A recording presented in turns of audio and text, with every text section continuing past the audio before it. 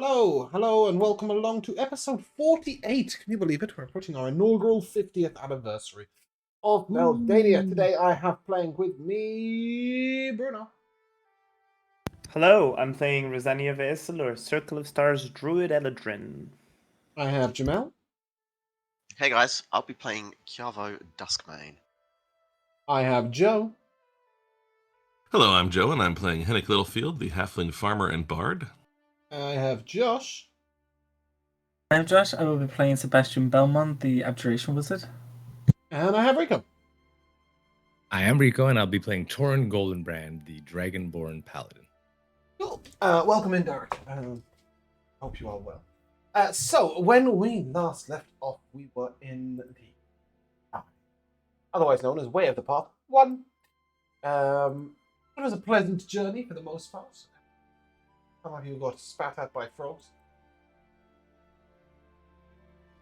Some of you ran the gauntlet over a skeleton on a throne, and various others evaded your obstacles in other ways. But the first half of this dungeon, you could see sort of 7 or 8 seconds into the future. And every time you considered a different possibility, you were able to see it in action and then act accordingly. But when you came to this final point, you came out your door, and there were sort of 6 little tiny islands, or edges, I guess, with a large island the other side of a lake. As you came onto these islands, you experienced memories of the past, visions of possible futures, after which a boat rose from the water. I believe the person who went first for the majority of the dungeon was Sebastian. So that is where we will start. Sebastian, as you look out to this boat, it seems to be the only way through.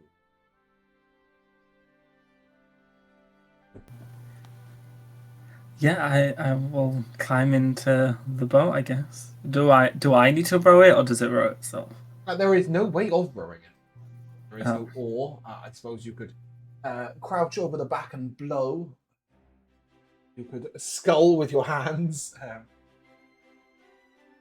But as you step into the boat, you find yourself almost transfixed, standing in a single place. The boat begins to slowly move towards the center of the island.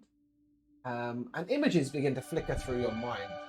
Past memories, times where Sebastian's had it a bit rough. There haven't been many of those, if we're being real, for Sebastian. He doesn't get too emotionally involved in his own well-being. But there have been times that have been a trial and tribulation. And eventually your mind focuses on one memory.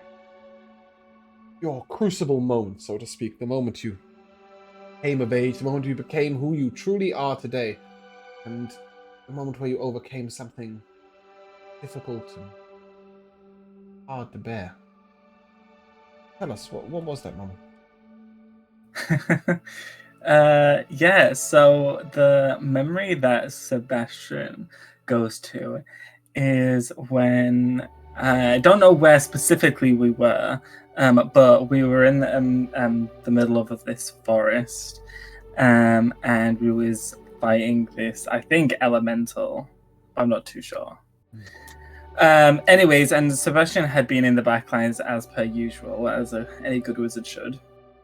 But whilst in the backlines, had then watched one by one all of his friends fall and drop to the ground, and he was very much like it was, if he fell, it was over for everyone.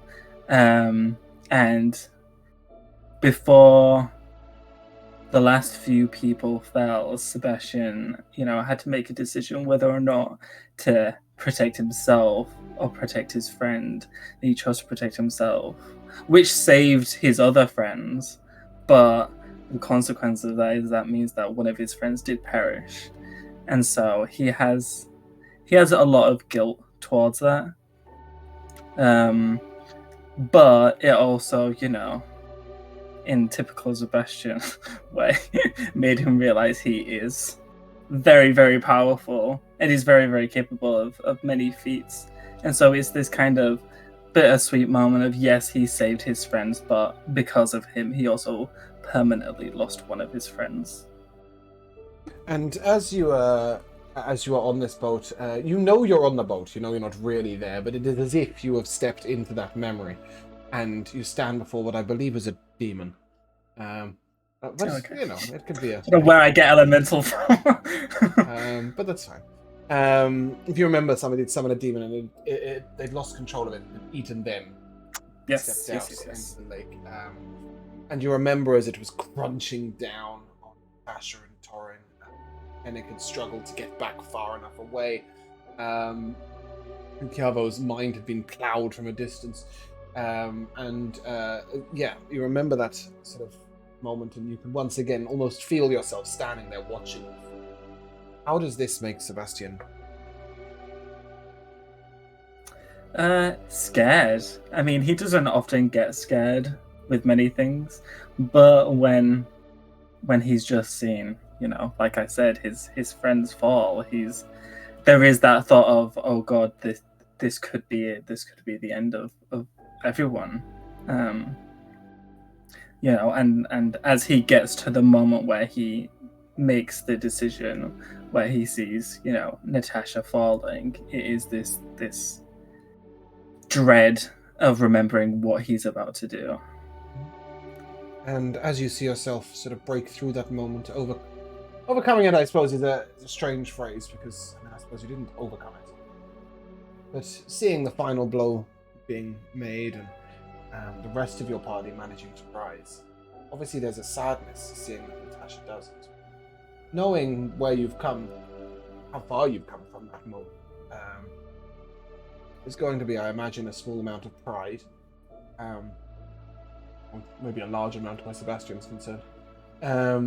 But a sense of, you know, understanding that you've come this far and you've achieved that much. And as the boat approaches the final island, the memory sort of flickers forward, and you see other moments where you have just simply been victorious, where you have won. Which is, you know, every other moment, really. Well, you know, there have been other moments where it's been a bit sketchy, but you do see sort of the magical braces coming off and awakening your powers again that was suppressed. You see yourself, you know, leaping through the sand one and arriving so peacefully at the Urax state. I always think of one of the only other one scary moment Sebastian had is when we were all facing down the avalanche. Mm-hmm. And it was like coming towards us, and we were like, I don't know if we're gonna really make this, but we're all just gonna hold on for dear life, you know? Yeah. But you're seeing victories, and as Yes. you step out onto the island, the visions stop, and you see something that you think might have been causing them. But we'll come back to that in a moment. I believe that second in line was Torin Goldenbrand. Was it? Yeah, I believe so. You were just behind Sebastian throughout the dungeon. So tell us, Torin, as you step onto this boat, you're getting on the boat, right? Naturally. You step on the boat and you sort of, you're 1 foot forward, 1 foot back a little bit, and the boat sort of glides. You recall some memories of some tough times, of times where Torin has been faced with a trial or a tribulation, where he has had to deal with difficult things. And there are many of those moments. As the memory approaches your Crucible moment, you feel yourself almost stepping into. Tell us, what is that memory? Yeah, so certainly Torin's grown quite a bit on this journey. He started out as a young, brash dragonborn who basically had set out on adventure for adventure's sake, right? To seek glory, and then along the way, definitely had some things happen that changed his outlook. Obviously, Natasha's death was a huge thing that weighed in on Torin. The fact that he couldn't protect her, and possibly the fact that they were fighting for something bigger than just glory. But I think that considering that we are in a way of the path, the Crucible moment that Torin would be thinking of would be his death, or almost. And certainly it would make him feel the opposite of what he normally feels, which is confident and sure of himself, right? He definitely feels unsure. Am I strong enough? Can I overcome the trials at hand? And this was the moment where the Lich Yes. try to seize your soul and raise you as a Correct. minion. Yeah. When you sort of see this moment, you once again see the sort of death blow coming down. But then there's that strange sort of distanced moment where you're sort of looking at it from a bird's eye point of view, seeing yourself turn towards attacking your own friends. Being that sort of thrall for that brief moment it did happen. And yeah, as Torrin's sort of witnessing this, you then see yourself, regain that and overcome that moment, stand up. You can look back on it and see that it's a moment that you succeeded. At that point, you do see those other victories. And as your boat reaches the island and you see Sebastian standing there, you can see a third boat rising up out of the island. And you do feel a slight warmth at your hip, Tora. As you put your hand down, you feel that rose just a little warm, if just thinking of it has brought it to life. I believe third in line was Hennick. That sounds correct. Not Hennick with boats. Oh, he's shit, good. sorry. He's alright with boats. Yep. And in fact, it is the presence of the boat that would flicker him first back to long before our adventures began, just for a moment, on his decision to leave the river life in Corman and go and set himself up in Jorston and Sandringham, thinking this is when I became me, right? When I got my farm and picked my place that I love. And realizing quickly that is not it, and it's also not the moment of deciding to leave that. But it is what might, I don't know, maybe it seems like kind of a minor thing, but to him it was so big and physically large and importance large at the same time. The moment after we had gone through the mountains and were, now again, it's one of these things where was it described? I don't know, maybe you were thinking it was a big forest, but to me it was very edge of the world, big sort of scree slope when we see the Yuan-Ti down the side of the mountain, and that sort of moment of going here is this huge force, at least because we were only a few people, huge force of strange, threatening, foreign people, and I'm gonna go down there and talk to them, but not only is that incredibly frightening, because he's a tiny little guy and this was just a huge edge of the world, but also why am I doing this? What am I? Who am I to think I'm this important to talk to another nation? Oh, as you step into that memory, and you are right. It was sort of described as a sort of scree slope down the side, where it was literally a cliff face to your right. Yeah. Looked out over the Orcish lands, where you could see the mountains that moved. And as you looked down, there was that array of Yuan-Ti forces, large array of Yuan-Ti. Of course, when he greeted you, you sort of shared that moment, and that it was, I don't know if intimate's the right word, but it was really profound, right? That moment. Yeah, it's kind of strange because it ended up going quite well, but it was profound to them as well. It was that moment where, for the first time, somebody had spoken to them with peace in mind, with progress in mind, and seeing that reciprocity, I think that's a word. I think that was the beginning of Hennick attempting this again, and knowing that, maybe he did have the capability of brokering. Yeah, and not even so much the capability, but the I don't know, it was sort of a loss of the version of humility that is, I'm not good enough for this, and the taking on of the version of humility that is people who just do what needs to be done, right? Yeah, and instead of seeing yourself as less than, just seeing everyone as a lesser equal, right? Nobody's too far above anyone. But you will see those repeated moments where Henrik has once again stepped forward and spoken out into the troubles in an attempt to make peace, in an attempt to make progress. And I mean, even, only a couple of minutes ago, speaking out to the frog, right? And prior to that, speaking out to the strange beast under the water. Seeing that sometimes people can be persuaded to a better good. And as you look around, you see some of those who are joined the path of better good alongside you. As Sebastian and Torin are standing there alongside you. And as you look back a little bit, you see Chiavo tentatively stepping into a boat.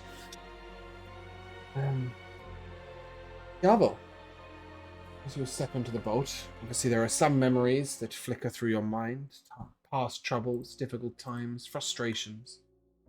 Then your mind settles on one crucible moment and you step into the memory. What was that memory? It's hard to say, thinking about it, which one it would be, because there was a couple of significant ones which really... Pick one. Yeah. Then in that case, the one which comes to mind, which changed everything the most, that really settled that plan, the route that he had in mind for his life, was not ever going to happen.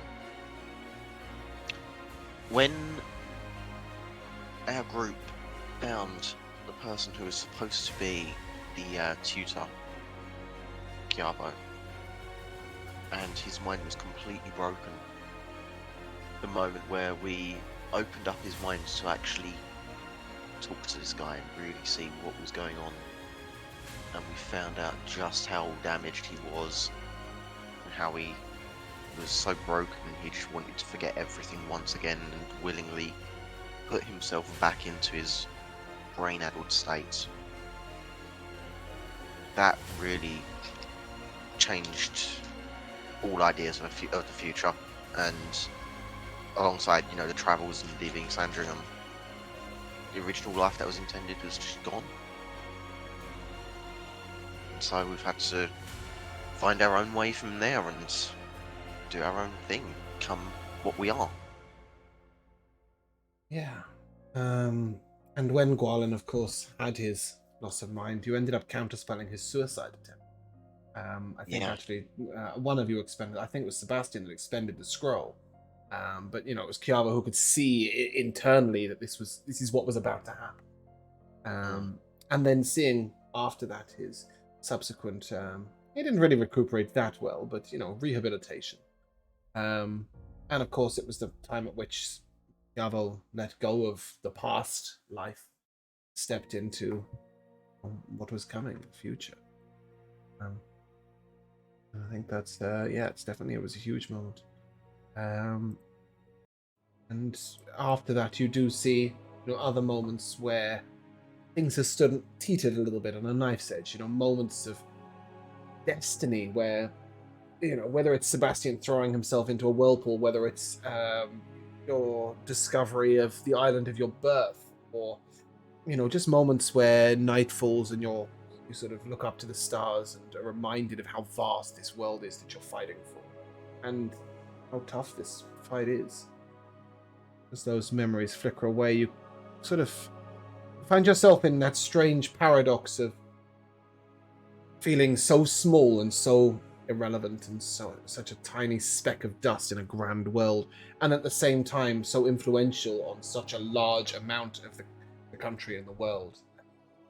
As the group of you are in some ways battling to save the whole of Beldania, and it's just you guys, just you little specks. As that weight sort of settles down onto your shoulders, you step out onto the central island. See the companions you've come so far with. As you look back over your shoulder, you'll see Rosania, who hopefully is Rosania. I don't think Rosania is an octopus at this point, because that would be a strange crucible. You see Rosania step out onto the boat. Rosania, obviously, we know a little less about you. Sorry, I'm going to just monologue for a couple more seconds. We know a little less about you, but there's also a lot more of your life to look back at. So what everybody else sees is your boat sort of not move at first. You stand in it, but unlike everybody else's that kept moving, yours reels through years upon years of almost searching. It's searching for the right memory, the right crucible, and I'm not sure. Maybe Rosania feels some of the same way, but what's flickering through her?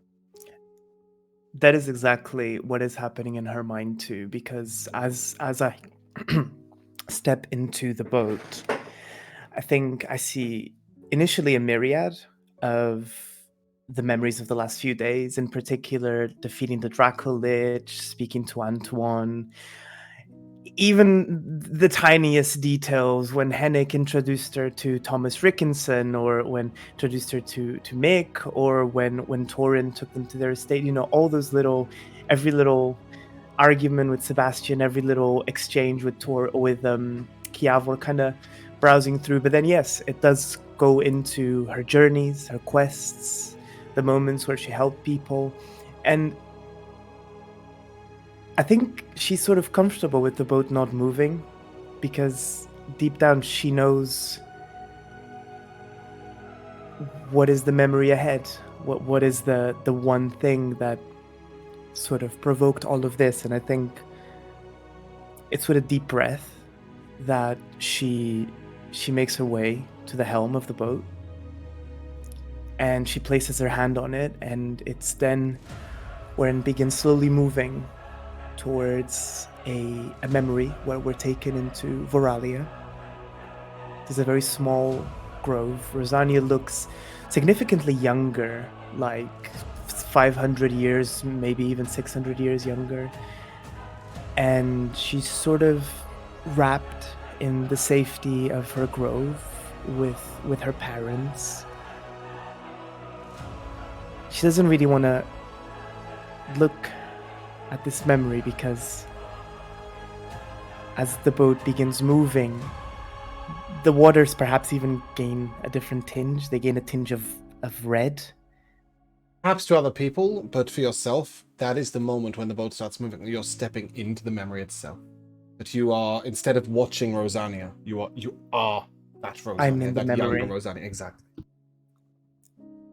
That I'm sitting in the safety of the grove with my parents, laughing, learning the ways of the druids. You can kind of see my mother teaching me how to wild shape for the first time, what sort of magic to draw. And it's in that moment that the sky goes red and smoke fills the grove, followed by embers and coal and fire and burning, so much burning. And I close my eyes to make it go away, half in and half out of the memory. But that's the day Rosania chose to leave and to not look behind.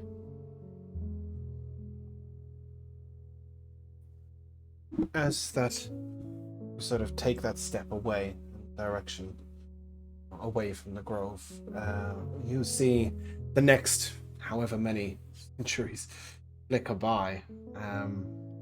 Poignant moments where it was almost right, moments where things were temporarily peaceful, or moments of beauty, or moments of small victories, but always tinged with that slight longing for something that fits, something that feels more right, more appropriate, and maybe a place in the world. And then, At home. Well, there's this strange sort of flicker, as if the memory almost tries to step forwards beyond today, to a point where it doesn't feel like home, but at least feels like Rosania's found a place where what she's doing is truly important. Even if it's not quite home yet, maybe after fighting for it, it might become. And as you step out onto the island, there's a sort of sinking feeling. Everyone will feel this slight sinking feeling, don't worry. It's not going to go down. But you see this strange stone obelisk rotate and then fold outwards, downwards. And upon the obelisk is a mirror. A single large mirror on a stone plinth with an inscription out the front. The last mirror that Sebastian approached threw him into eternal oblivion. I think The other one was a jail. exactly. I think you guys might actually recognize this pretty quickly. A couple of you. It's the D&D equivalent of a pensive, so to speak. It is a mirror of the past. This is a mirror that stores memories. A mirror that allows you to recall them and see into the past, and then perhaps also recall other people's pasts. And written on the plinth in front of that says, "Time is a flat circle. Everything we have done or will do, we will do over and over again, forever." There are 2 magical markings for our wizards to extract. But let me pull up the mirror first.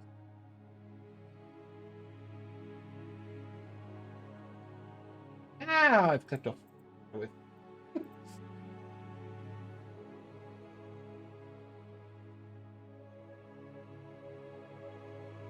The holder of this platinum mirror can learn something about the history of a specified object or creature, taking an action to gauge into the mirror and think of the target.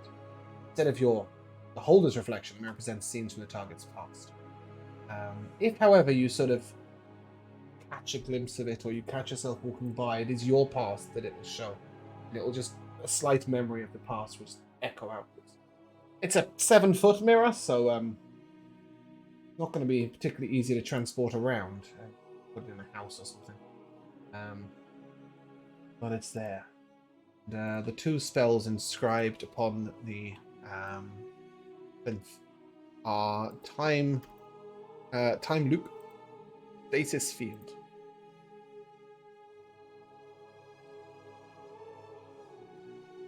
And tell me what they do if you would like. Yes, ma'am.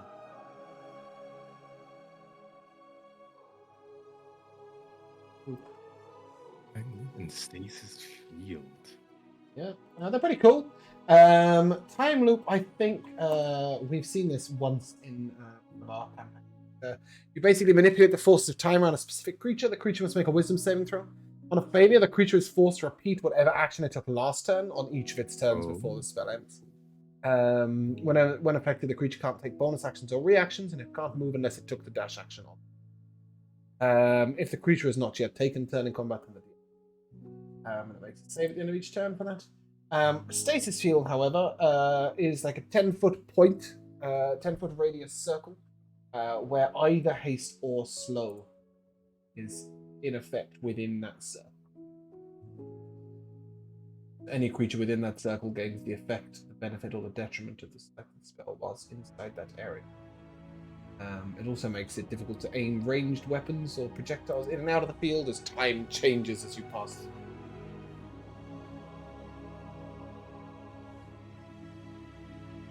As the 5 of you are sort of standing in front of this mirror, a sort of reflected light appears on the rock behind you. It looks at first like a reflection of light off of the mirror, a moonlight reflection, but then you see it sort of actually become a doorway that opens out. And it resembles that of the arch that you stepped through the first time to get in here. You know that to be the exit when you are ready.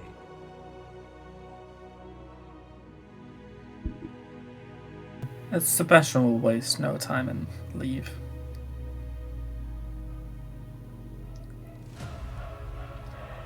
Are we taking the mirror? Well, it is ways of the path. The whole path isn't just for us. I don't know. It seems strange to remove the ultimate goal of this place from anyone else who might take it, especially as it's the first one. Well said, Henning.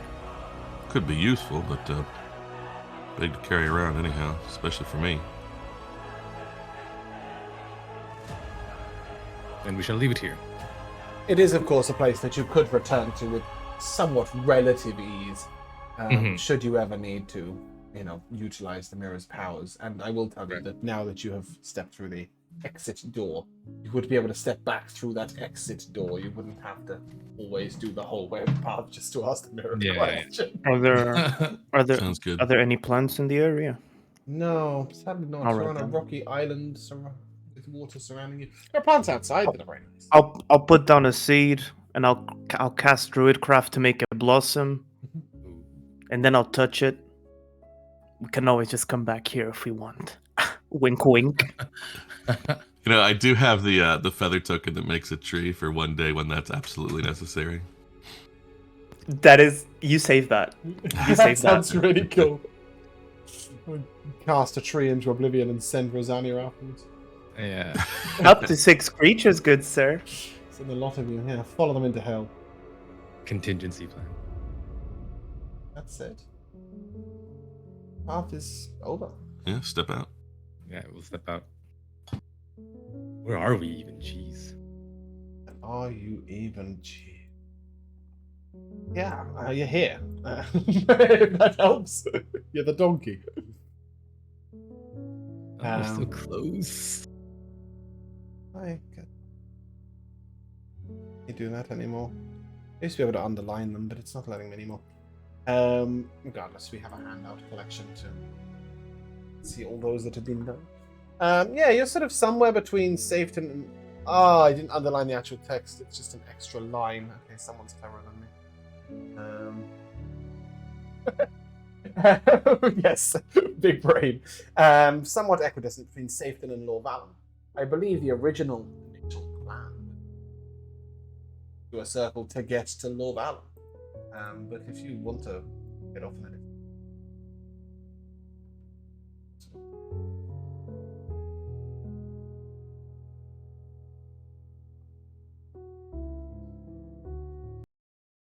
I mean, where else could we even go? Anyway. Iraq State? Yeah, Go did we there, have did we have reasons to go to Lord Valen anyway, or was it just Yes. a coincidence? Well, yeah, we're going to Lorvalen to figure out what these twins are up to. Oh, I know what they're up to.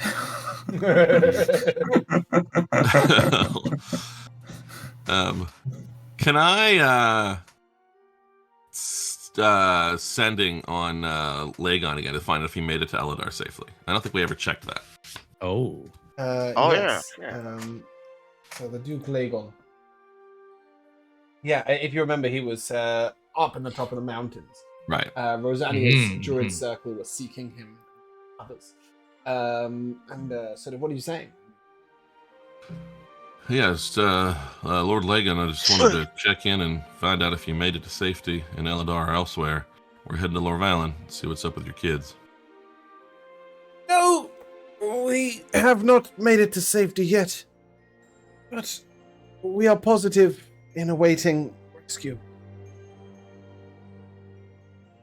Remember, it's only, I think, 4 days since you Okay. spied on him.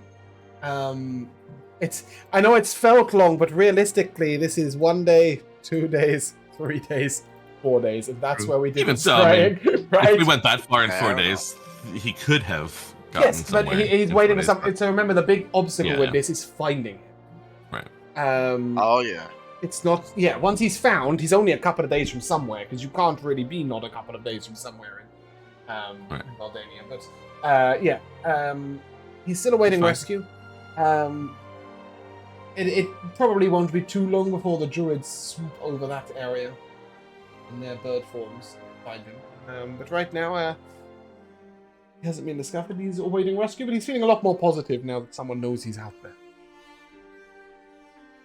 I have a question. Yeah. Where did we leave what's his fucking name? Sweet Voice. Yeah, so if you remember, this is the boat here. I'm doing lines instead of... Yeah, that's the boat there. So you actually we've left him up asked. here, Right. but you asked him to proceed sort of down the river.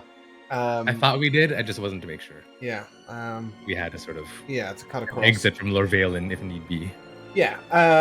You don't know 100% exactly where the boat is, but I mean, you can teleport to it at any point, right? From a teleportation circle. So it should be somewhat close to Lord Allen by now. Yeah. You sent the Then boat I- there thinking that you would be there, right? Because you also had a couple of other things. Obviously, you from the Uruk state sent the grandfather and one of the mages to investigate what was going on over there.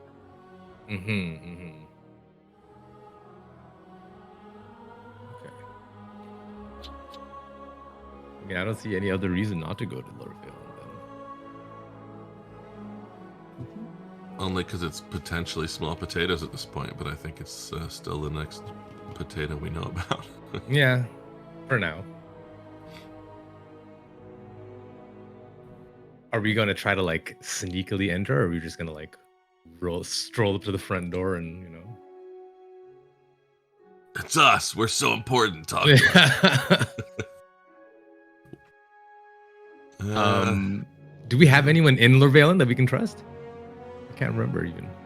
Do we? That's a good question. Like the Yeah, I can't remember what became of the slaves that we freed, if any of them stayed there working.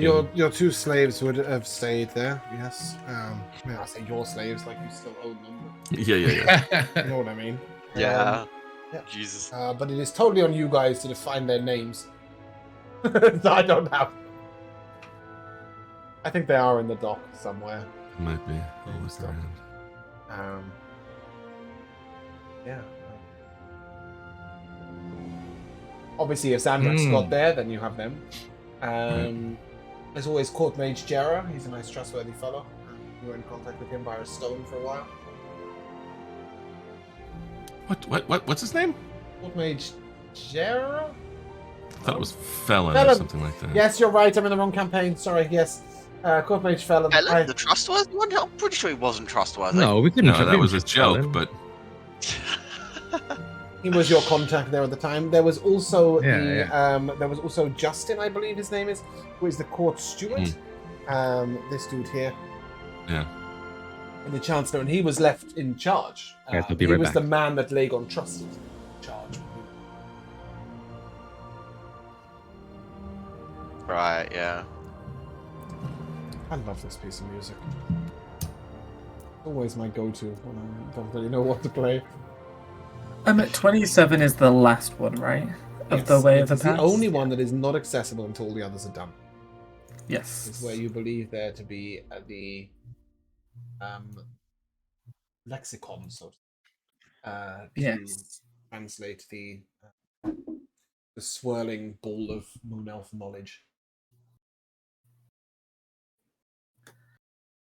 Maybe we could prioritize based on what will get us to save the world faster.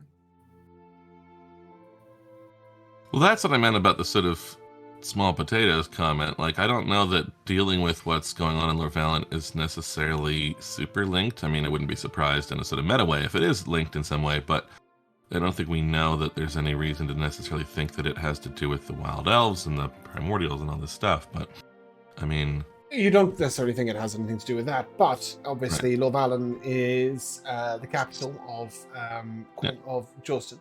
And without Lorvalen's cooperation, the armies of Jolston would not cooperate. Yeah. Secondarily to that, you do know that somebody had been putting these horrible bracelets that explode on assassins and place them on the roadside, right? And you had considered that there was a potential that he was the court mage. Right. So, Yes. And he could do that with the city. indeed. That's it. And there was some potentially evil druidic magic tied up in some of that too. I believe. Well, he was, yeah. You heard that he had sort of grown up trying out wilderness magic that was perhaps helpful. He had a connection to well, you know that actually, so I'll just shut up there. No. Oh, yeah, we know that he was very interested in druidic magic. Yes, an unusual or illegal druidic magic. Also, I know she pissed off, but we had the overarching quest to show Gia that the wild elves can like come out into the world, right? Mm-hmm. So I feel like that's probably like a big one. And if we are gonna if we want to go to Lorvalen, maybe that's like a good start.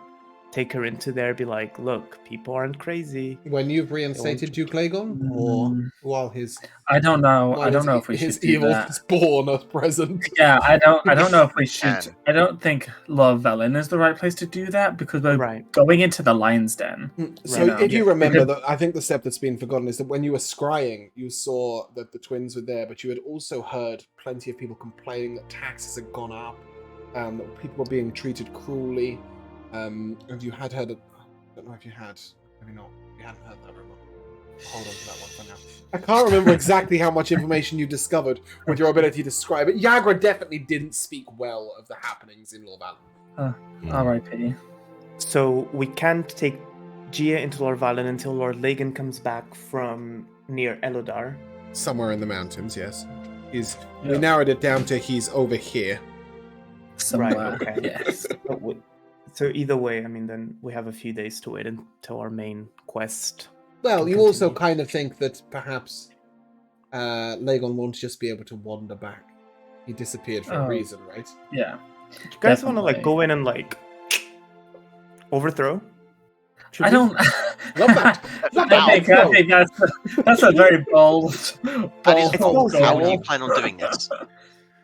Well, we're not really lacking, are we? Like, we're not Meant to an peasants. entire city guard? True, we're not w- lacking, but We're do you really just not wanna, peasants. But do you just want to be killing innocent guards? As a player, yes. As Rosania, never. That just wouldn't happen. But maybe polymorph. I'm keen. I'm very keen if you guys are. Sebastian's got some trepidations about just going in and murdering everyone. Not Really? murdering. That's really not surprising. murdering. He's Well, not a going into murderer. Yet. I'm kind of curious whether they're trying to sort of keep up appearances and we'll just act like everything is fine and they've taken charge and that's the way it is, or whether they'll see us as a threat and try to lock us up straight away. I kind of like to just find out. Me too. Well, if that's the case, we should think of a escape jail plan then if we do get arrested. Let's make sure we have a plant in a pot. No, I'm Great. serious. I'm Oh, quite you're talking about serious. the roots, You have a aren't you? feather that allows it to become a tree. Yes. True. That's a pretty good version. I'm sure there I will be want to like leave it in a plants horrible place. I believe also that there is obviously the Mage's Tower where you could teleport to your ship. There is a ship in Lorvalin, and I'm Most pretty of us sure can most of you fly. could just walk. Yeah. Like, I think you're forgetting just how powerful you guys have become. I'm not, in comparison baby. to others, right? You Mm. know, the Wave that you one- know, the head mages of the Yurak state might be able to put up a little bit of a fight, but a couple of kids be fine. I just don't know about, Fallon hanging around someplace. Yeah, waiting. And I never really quite got a read because we were so nobodies when we dealt with him. And I don't really know how high he is. Yeah, for all we know. I mean, he was strong enough to block all communication magically going in and out of the city, so I don't put it past him that he's got powered kill up his sleeve. Should we scout first? Should we kind of get a gauge of his power before we go in guns blazing? I think. You want to walk Yeah. through Lorvalin, guys? Yeah, These yeah, are the let's not outskirts. doing that. Walk and talk. Yeah, Walk and walk talk, and walk and talk. Okay. Yeah, I So it's a think day and a we half's really journey. Is it fair to say that you take a long rest at this point, Yes. right? So Sure, this is sure. a discussion taking place around the campfire as you guys prep for the following day. Yes. During the campfire, I would like to try and experiment with magic a little bit. Yeah. So I have the spell Fizban's Platinum Shield, and as a bonus action, you can put it on someone else. As of this moment, I've already changed Absorption Shield to be able to go around me, and I've also made it so that using it, I think at 4th level, I can cast that and fly at the same time. I would like to add a benefit to Absorption Shield so that I can put it on other people. Yeah, so you, given that you can also do this with your Abjuration Shield, this isn't too far a stretch. But do bear in mind that if you place your Absorption Ward around somebody, sphere, they might struggle to get in and out of it. But you can definitely maneuver it around the battlefield.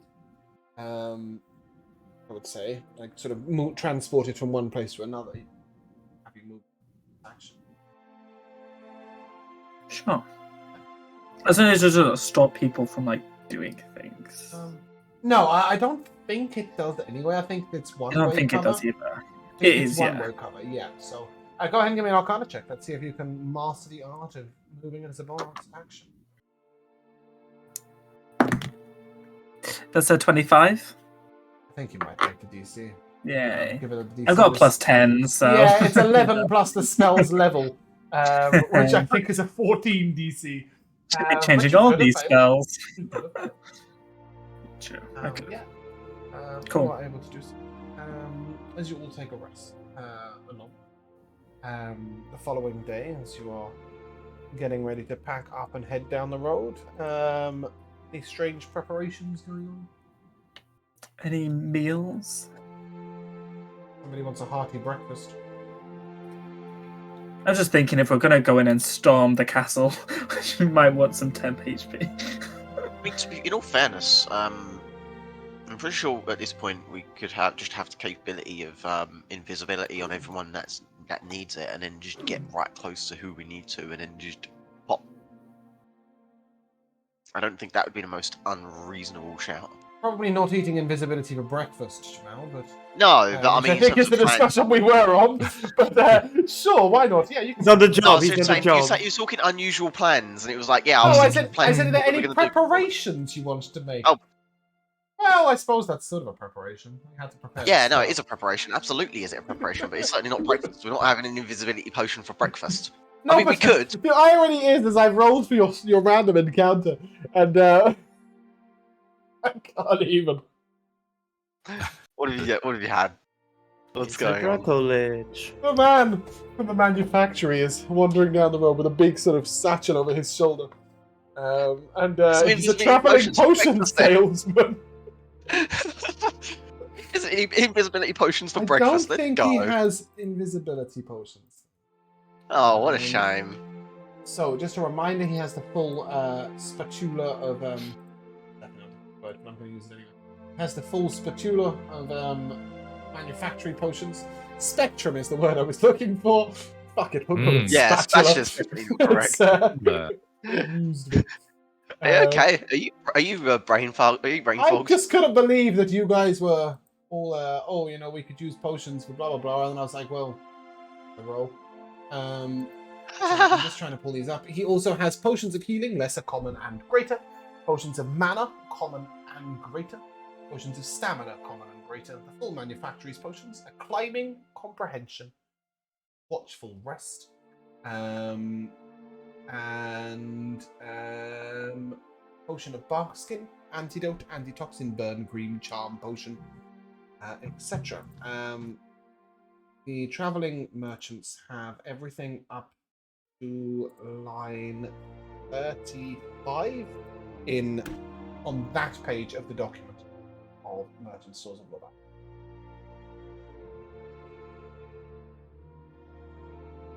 But it's primarily healing potions, mana potions, stamina potions, manufactory potions, and then a couple of odd ones.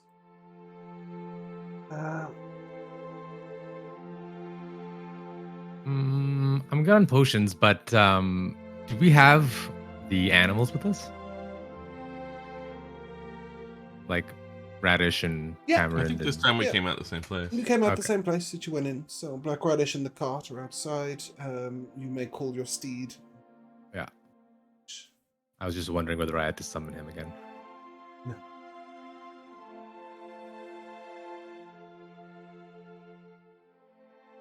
Oh, by the way, we're having small potatoes for breakfast. Small potatoes. Small potatoes as opposed to regular sized potatoes. Yes. Yeah. Just because. There's a musical Not even duo. new potatoes, just small potatoes. There is a musical duo for an animated preschool series. Small potatoes. The first thing that comes up if you Google small potatoes. Right out there.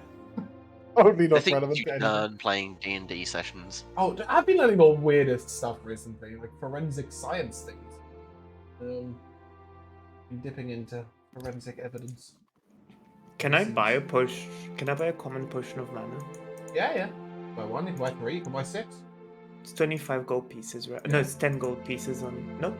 It's 25 gold pieces for a common, or 100 for a... And a common allows me to restore a spell slot up to what level? Good question. Let's have a look. It's discount the money. 25 GP. I'm sorry, James. I should have just searched it. That's what I've had to do.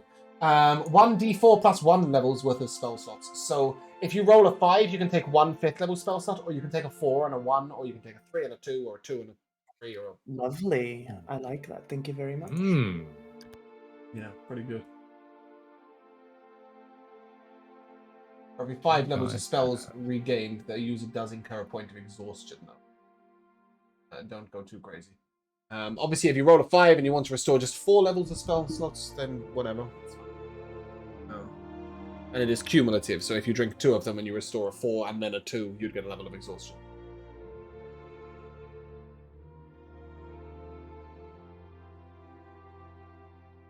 Anybody else need any potions? Don't want any spell slot potions, wizards? Yeah. How much are they each? I pinged the document, Jamel, and I said everything up to line 35. Right, okay. Everything up to line 35. So, Yeah, got it. Yeah. the mana potions are line 8 and 9. It didn't come up on a particular tab that makes sense for me, so I don't know. I think it's Oh, did it not? just Sorry. golden It's alembic. the golden alembic. It Oh, should have okay. come up on the right page. That's really weird. No, it didn't. Yeah. Oh. Okay. Yeah, it just comes up in the shops list. Yeah. And now I understand the confusion. Yeah, it's golden alembic. All the potion stores are manufacturing led, all the ones that have the manufacturing. So the traveling merchants all stock up from the same places with the same gear. So as they travel from town to town, they bring the same stuff. Right. Which potions was it that restores the spell slots again? Mana. Is it mana potions? Yes. The common does 1d4 plus 1 worth of spell Ooh. restoration, and you can split them up. The greater does 2d4 plus 2. Ooh. And again, every 5 levels of spells regained, the user will incur 1 point of exhaustion. right. They're a little bit too expensive for me to grab, unfortunately. I can buy you Almost one, to make them. Chiavo. Okay, I'll tell you what. If you can, I've got a decent amount of coin as well. If we can spare the group of gold, then maybe I could. No, it's okay. I've got a greater one. I'll be good. Buy them. Buy it. You've got a greater mana potion already. Yeah. Yeah. No, I think I'm good. I don't need to buy And it. you certainly do not want to combine using them all. You'll have like 3 to 4 levels of exhaustion. It would be pathetically. I do, however, have a bunch of Yeah. potions of health, which get rid of some exhaustion, I think. Oh yeah. They were cheap. Yeah. All right. With that done, your small potato breakfast consumed. Well, I'm not going to ask for any max HP because I'm just.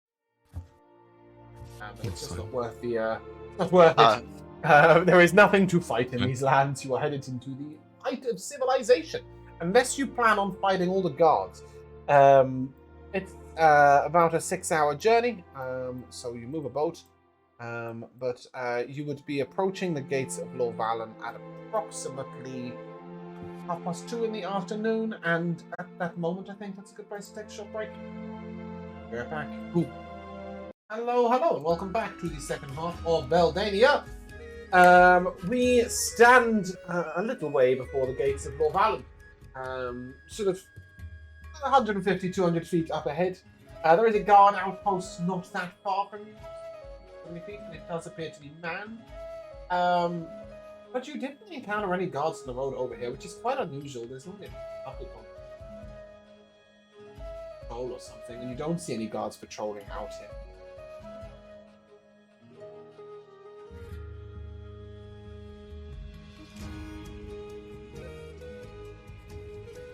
I guess we just enter if the gates are open. Well, you were thinking of potentially making a plan before just walking in the door, right? Yes. Never mind. No guards. Well, no, the guard post ahead of you is manned. There seem to be 2 guards there, and the gate will be manned, of course. Okay, well, if you all don't mind, I believe that out of all of you, I'm the only one they aren't familiar with.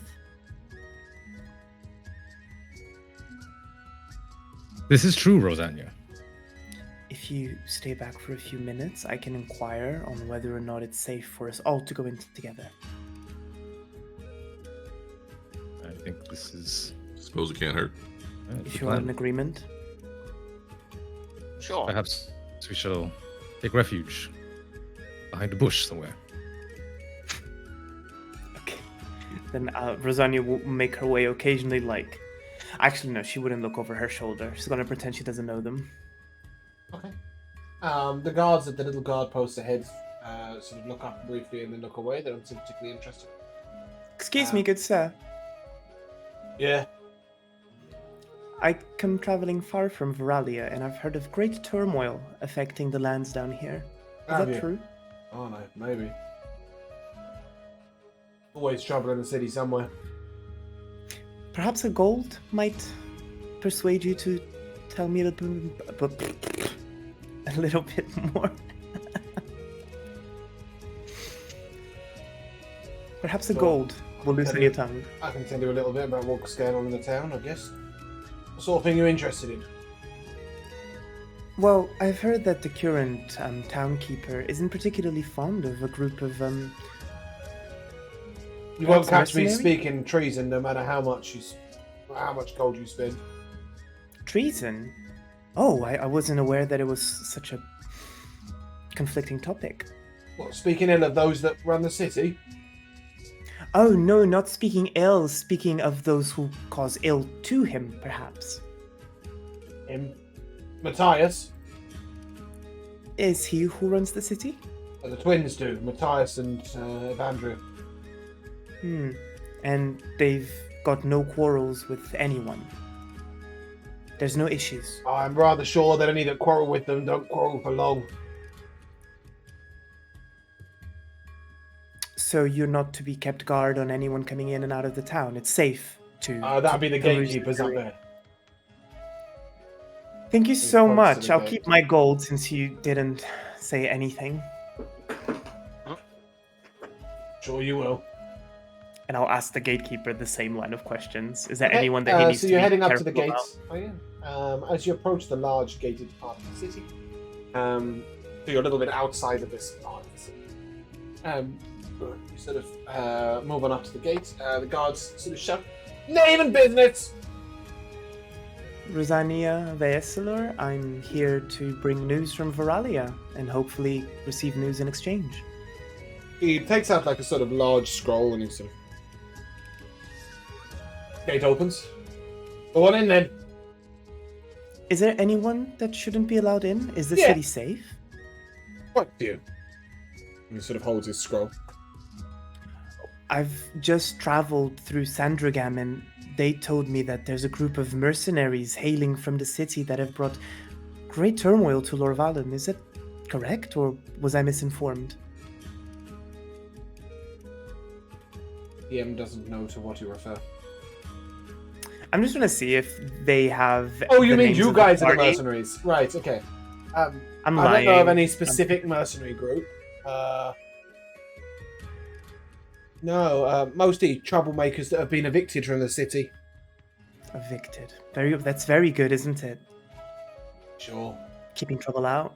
Is there any specific people that Plenty. have any specific character traits that you're trying to keep out? I've heard the name of a dragon of sorts and traveling with a cat. Talking fairy tales. We've had burglars. You know, Right. other ne'er-do-wells. Mostly it's them that speaks out against leadership. Treason's an executable offence right now, and disagreement seems to be a fairly firm one too. I'd like to cast a message on Rosania and Speaking. say, ask about the vampires. Are there any sort of vampires in the city? I've heard that they might be swarming around. We've got no dragons, no cats, no vampires, no angels, no chimeras, no giants, no flying chairs, no magical carpets, no six-legged elephants, no giant spiders. No, it's a city. Are you coming in or what? Could I mold my shadow so it grows horns behind me, and hopefully that will be enough of a distraction for me to take a peek at that list? He's standing up, like it's a proper gated, and he's like 20 foot up, right? You can't just extend your neck 19 feet and poke over at the list. But you're pretty certain from what he's saying that everybody on that list has been kicked out of the city. Oh, so they're not barred in. Okay, well then I'll just... thank you, I'll be back later. I'll relay what I've gathered. Those are up again. And the door gates go back closed. Sorry, elves, we have such weird costumes. I need to walk up to the door at least twice before I go into the city. Very bizarre, I know. And I'll rejoin the party and relay all that I've learned. Where do you guys want to go from here? Well, I mean, I suppose we could try to get a magical look at that list, but it sounds like it's not probably going to include us. It's strange that their way of order has just been to sweep the city of all the people they don't care for, but... Yes, treason for speaking one's mind. Ridiculous. Well, that's the thing. We might not have been kicked out on the list just yet, but it seems like we probably will be about 10 minutes after we get into town. Well, being kicked out's a lot better than being thrown in jail, so... If you remember, That's he true. actually said treason was executable. You just get the chop if you speak treason. Disagreement is what caused them to be banished. Disagreement. Pretty sure worst case scenario, push comes to shove, we have the powerful magic to fight our way out, surely. Surely. Some of us do. We'll leave Torin behind. He'll run up the walls or something. Oh no, I meant Come on, Kiana. Torin has plenty of capability. I meant Kiana. No. Kiavo can just turn into a lightning bolt. Sure. That's not impressive to Sebastian. Yeah, Well, but should we go find out... Sorry. Should we go find out exactly what we're going to be executed for, exactly what we're going to disagree with? Yes. No third in trying. Or perhaps Yes there to is. both of those things. And worst case Perhaps we can scenario, rendezvous with they've Xandrak. got them already. Yes, true. Are the boats within the city limits? Yeah, so the harbour is within the city. Okay, I figured it was. So they have their own gated... Like, there's a gate over the river on both sides. That's right. Can remember that. A little bit like Tower Bridge in London, where it sort of opens up upwards. Mm-hmm. We headed up to the gate as a group. Yep. Yeah. Yeah, sure. Names. And he sort of looks at Rosania. And business.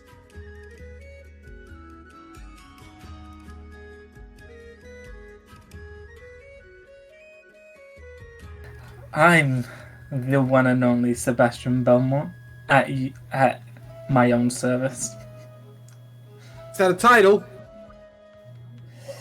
No, my title is the Great and Wondrous Sebastian Belmont.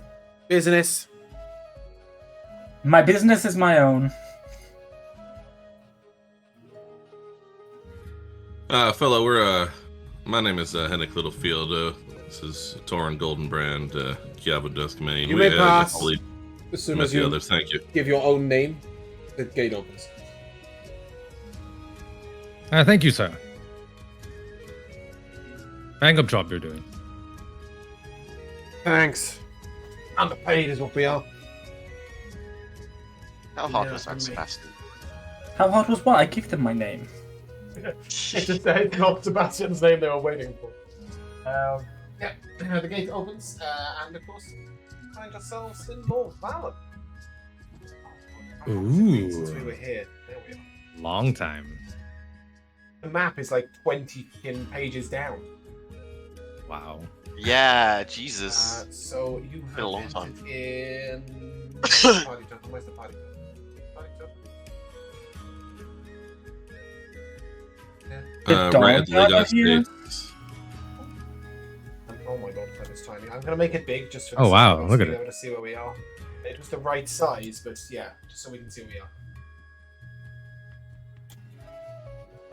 There's one over here too. Yeah, Ah. you're not A little there. one. So, yeah, you have entered the city from the main gate, up gate. How does the city look? Yeah, so as you come in, there is still the faint hustle and bustle of a regular city, the smells of fresh baked goods, meshing with those of slight tinge of sewage. With you're not far from the dyer's district, so there's that sort of acrid smell. There are the sounds of sort of blacksmiths are hammering and animals and all sorts going on. But at the same time, it is a little empty. Best way to describe it, it isn't as hustling and bustling as you're used to. Did they kick that many people out of the city? Well, either that, or perhaps people just aren't wandering about on no business whatsoever. Everyone who you see on the streets seems to be going somewhere quite directly. It's the people sort of stopping on the sides of the road and having a casual conversation, or kids out playing that you're not seeing. Maybe we should find out what the new laws are and if there's any curfews. Well, if I remember correctly from doing my laundry in the river when we were staying at the estates there, it's near the water, and maybe we should just go see if, in fact, the Sunset has is that its name? Sunset something like has arrived. Aurora Sunset. Aurora Sunset, yes. From there, yes, from there, then we could just get a spy on the main seat of power, so to speak. Agreed. You did your laundry in the river?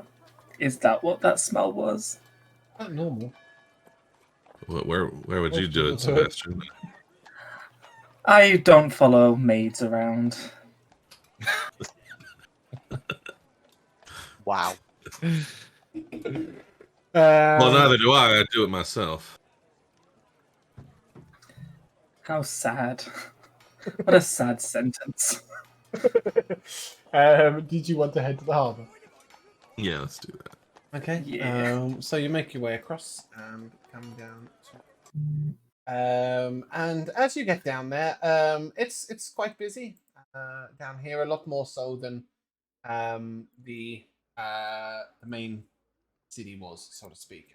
Obviously, the docks are still working because they are money, right? So as you go, oh, it's got a tide. That's the noise I was looking for. Yeah, as you get down there, there's lots of sort of hustle and bustle and hey, over here, pulling in, stuff going on. You know, people selling fresh fish and such. So it is the city is still in operation. You do see a couple of guards wandering about, and you do see one man who's sort of staring down at people over his long nose, wearing incredibly ostentatious clothing, and striding about with a large staff with a sort of metal ball on the top. He a couple of times stops and sort of admonishes people. You know, make sure that's tidied up over there. Get those stacked up properly. Can you fix those nets? What do you think you're doing over there? You know, that sort of thing. Just perusing up and down the deck, looking like he owns the place. Up the dock, sorry. But as you look over a little way, you do see the Aurora Sunset. A little way out to the river, not attached to a barding. I think no, that's not the right word. There's like, you know, bits of dock that come out. They're not attached. They're anchored out in the river. And you do see a guard standing fairly nearby.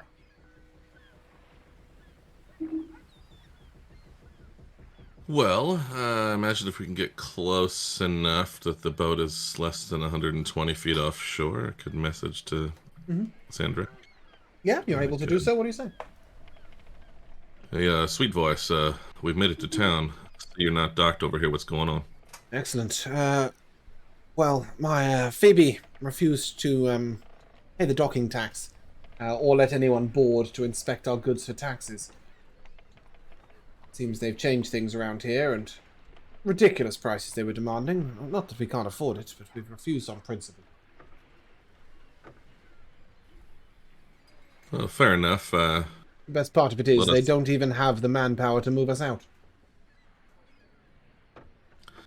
That is of interest. Let us have a think on whether there's a good way if we want to come out and visit you in person. Sounds good. Just say the word, we'll dock forcefully if you like. Shouldn't be necessary, at least for the moment. Damn it. He seems very disappointed at that.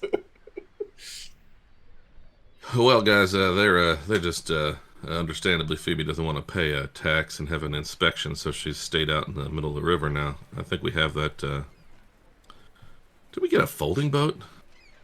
Folding rowing boat, I think. Someone has a folding boat, yeah. And so we could go out there, or we could hire something, or maybe I don't know. But I'm curious whether it would be allowed. Are there other ships that have refused to, or that are at least not that you can see. Okay, so there's no. Everybody else is either in motion or already parked up.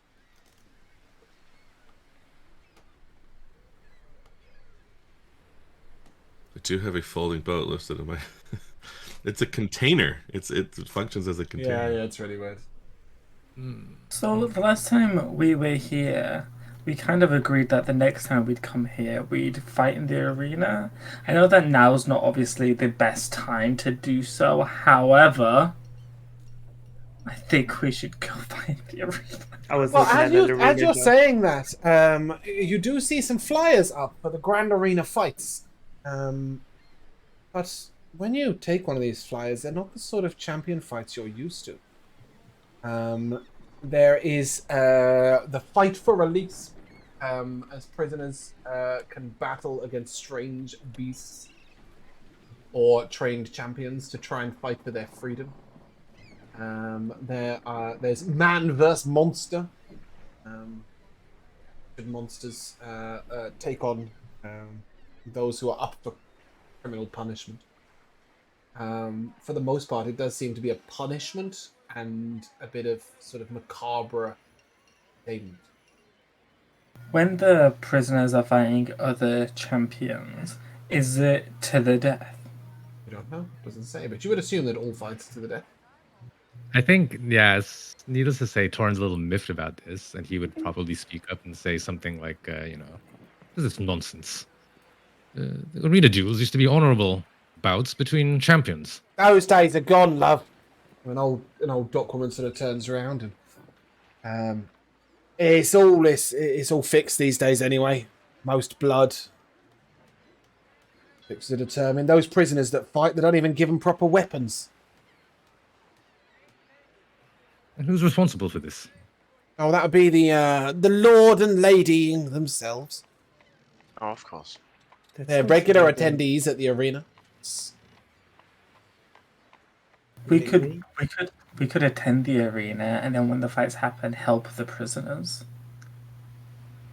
Anybody who steps into the arena is usually removed quite forcibly. I wouldn't step in.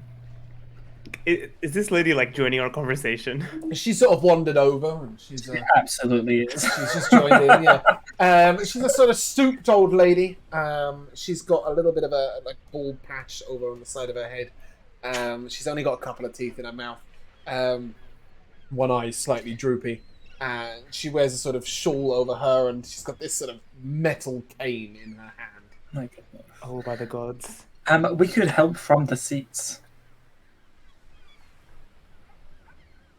I will raise my eyebrow towards you, Sebastian, with a hint of this is probably the best idea you've ever had. Well, luckily for you, you've not known me long enough. I have them all the time. They're just not frequent. At this point, Mr. Dockmaster, Mr. looking down his nose, sort of, move along if you've got no business here. Come on. What have I told you? Come on, Toothy, get away. No begging here. And he starts pushing. Toothy. Oh my god, that's hilarious. That's what he's calling her. Come on, Toothy. Wow. Who are you? And what business have you got down the docks? He's now looking at you lot. Just visiting. Just thinking about whether we want to put in and go visit some folk out on the river. Will that be a problem? So you have a boat? We might. Which one's yours? Oh yeah, none of these. Oh, it's not arrived yet, but you're here. So to Looks speak. very confused. Well, Docking tax is required if you're going to be docking. But we aren't talking yet. Just Is there a launching. standing? Is there a standing tax? No, but loitering is against the law. And right now, if We you're have this- waiting for a boat, that's sort of loitering, don't you think? Well, I would say if we weren't waiting for a boat, it'd be loitering. He sort of looks very confused, and he's like, Got him. "But you're waiting for a boat, but you didn't come on a boat. Are you expecting a boat? Is that what you're saying? You're expecting colleagues to come, business partners? Perhaps. State your business more clearly." Can I do something, please? Yeah. Oh, I don't know. Can you? He's trying to get up all in our business. I'm gonna walk up to him and I'm gonna like You've got nowhere to lift, nowhere to walk. He's like right in front of you. I'll lift his chin ever Okay. so smoothly and As say, soon as you go to move his chin, he like steps back. Guards! I've been assaulted. if that's what you consider an assault, I would hate to see what you would consider. You will not it. lay your hands on me, elf. Good sir. One of the guards comes over. What seems to be the problem? Don't worry, Dockmaster, we've got this. No, the Dockmaster. Oh, very well. He sort of wanders off. Waits a moment and what's the problem? He No said problem that I here, was mate. filthy because I'm Very an good. elf. When you said no problem here, he just goes, very good. Great. Okay. Yeah. If He nods. cool. Cool. Good. And then as he's sort of walking away, he sort of leans in towards Torin. Try not to bother the asshole. I'll nod. Give him a wink, maybe. Yeah. So clearly, you know, the guy has some power. Okay. Inconvenience. He had some power, but nobody around seems to like him. Friends, perhaps we should take our conversation to Yes. a little more private. Well, I As guess you the say question is this, whether the woman sort of comes back out the shadows where she was hiding. And nowhere private here. Walls have ears, you know. Clearly. I thank you for the advice, Toothy. I'd rather have some dinner. Puts out her hand as if to beg from you. I'll Damn it. flicker a silver piece. You are generous. Have a wonderful year. And she wanders off into a tavern. A wonderful year. Well, that's most So she's offered yeah, you. appreciative. Now that no one's in earshot, what is the line of plan? Yep. Because Give me a perception check. me or You. When you said no one's in earshot. oh bloody hell! You can't walk on my chest. What is wrong with you? I didn't want to, James. I got a 28. Okay. So as you look around, you do see that there are certain people who, whilst they seem to be working, don't seem to be doing a huge amount, Me. and are looking towards you. You know, there's a guy who ostensibly is standing guard outside one of the dockside taverns, but he does seem to be sort of tilting, almost leaning an ear towards you. One of the workers is meant to be packing stuff up, but sort of is just smoothing down a box. Like, he's really doing nothing and just watching. Clearly, yeah. There he's are watching. various people who just seem, their whole purpose just seems to be to stand there and listen. Before anyone else says anything, I'll just discreetly convey this, Yep. and that's where I'm gonna. They're just incompetent extras. Mm-hmm. They're not acting very well. Exactly. Well, there's a couple of them, you know, even though they're paying good attention to what they're doing, they obviously, you know, don't fit in. Yeah. Well, Well, we could, in fact, if we want to talk further, or if we do want to talk to Xandrak, we could head out there. I do have the folding boat. That would do the trick, I imagine. I don't know whether we think that's even not necessary. We can just head on somewhere else. I was thinking, okay, so am I mistaken in remembering that there was a tavern or an inn in Lorvalen who had some relation to the islets? Like they knew them or something? Or am I tripping out? I could be wrong completely. Where was it they moved? You said they There were moved on. trade connections here, but yeah, I don't. yeah, just Those trade are connections. mine. Or The was it that islets the themselves new owners moved- of the islets inn came from Lorvalen? Yes, they did. Yes, Okay, they I did. think that might have been what it was. Yeah, Okay. they'd moved out of Lorvalen because of what you're seeing now. Mm. You know, just rough laws. But you know, you have been to one of the taverns before. The one you might be thinking of is in the Urak state. The tavern was owned by the grandfather's granddaughter, but that's not here. That might be what I'm thinking about then. Yeah. I mean, I think we'd also get a pretty good reception from the Velvet Glove still. There might be people Very there to much so. talk to it. The Silver Sword, I believe, have an outpost here somewhere. Oh, right. Yeah, it's not the one that you know very well back at Harbondon. But they do have an outpost here. But you're right, the Velvet Glove would be a great place to have a quiet conversation. Yeah, I think there's also the Collector's Enclave where they pretty much worshipped Sebastian as a masterpiece of art, right? So, let's not go there. oh, but there's lots of places to go and hide, basically, if you need. Oh, I absolutely want to go there. They need an update. We don't need an ego inflation. You've already had plenty of those for the week. You don't need another one, do you? For the really? week? How? Well, where have I got it from? Yourself. Yeah, I was gonna say your own head, Sebastian. Not enough. Nowhere near enough. If the party doesn't want to go, I would still like to go to the Collector's Enclave. And just to remind you as well, there is a king and queen here. The queen of whom you got on quite well with. She gave you the bracelet for Sandringham. Well, technically she gave it to Natasha, but yeah. So what's the plan? Velvet Glove? Well, do we have it? I forgot about that because I feel like wonder what the hell's happening then. Like, what do we think would be going on that the stupid twins would be able to run things so stupidly if the king and the queen are there? So, do you remember the king and queen have it's quite a word ceremonial role. They don't necessarily have any absolute sway over the city. It's much more run by Lagon. Okay. Well, then maybe a visit to the queen might be in order. I mean, if she has supporters within the city, it might be easier for us to sort of. So just a reminder, Johnston has a royal family situated in the valley, and their role is more traditional and less impactful than it once was. They are still widely respected, and they uphold the basic tenets of the government. The current royals are King Hadrian, Queen Amastilla, Prince Gavron, and Princess Liana and Beatrice. In each city, a lord maintains the keep and is responsible for the surrounding areas. It's from the Politics in Beldania document. All right. Oh, that was written before I changed the spelling of Lord Allen. Have a W. Oh, look at that. Who knew? Prior to the... Oh! Sorry, I just made everybody Rico. It's quite a town. Wow. Finally! I felt better for a second there. Yeah. So there are lots of places you can visit, or alternatively, you can just walk into the Lagon State and see what's going on. Yeah. Did you say what's Guanin? What's Guanin? Guaning. I was going to say Guanin's fucked. Yeah, he did. Hey, Wagwan. Wagwan.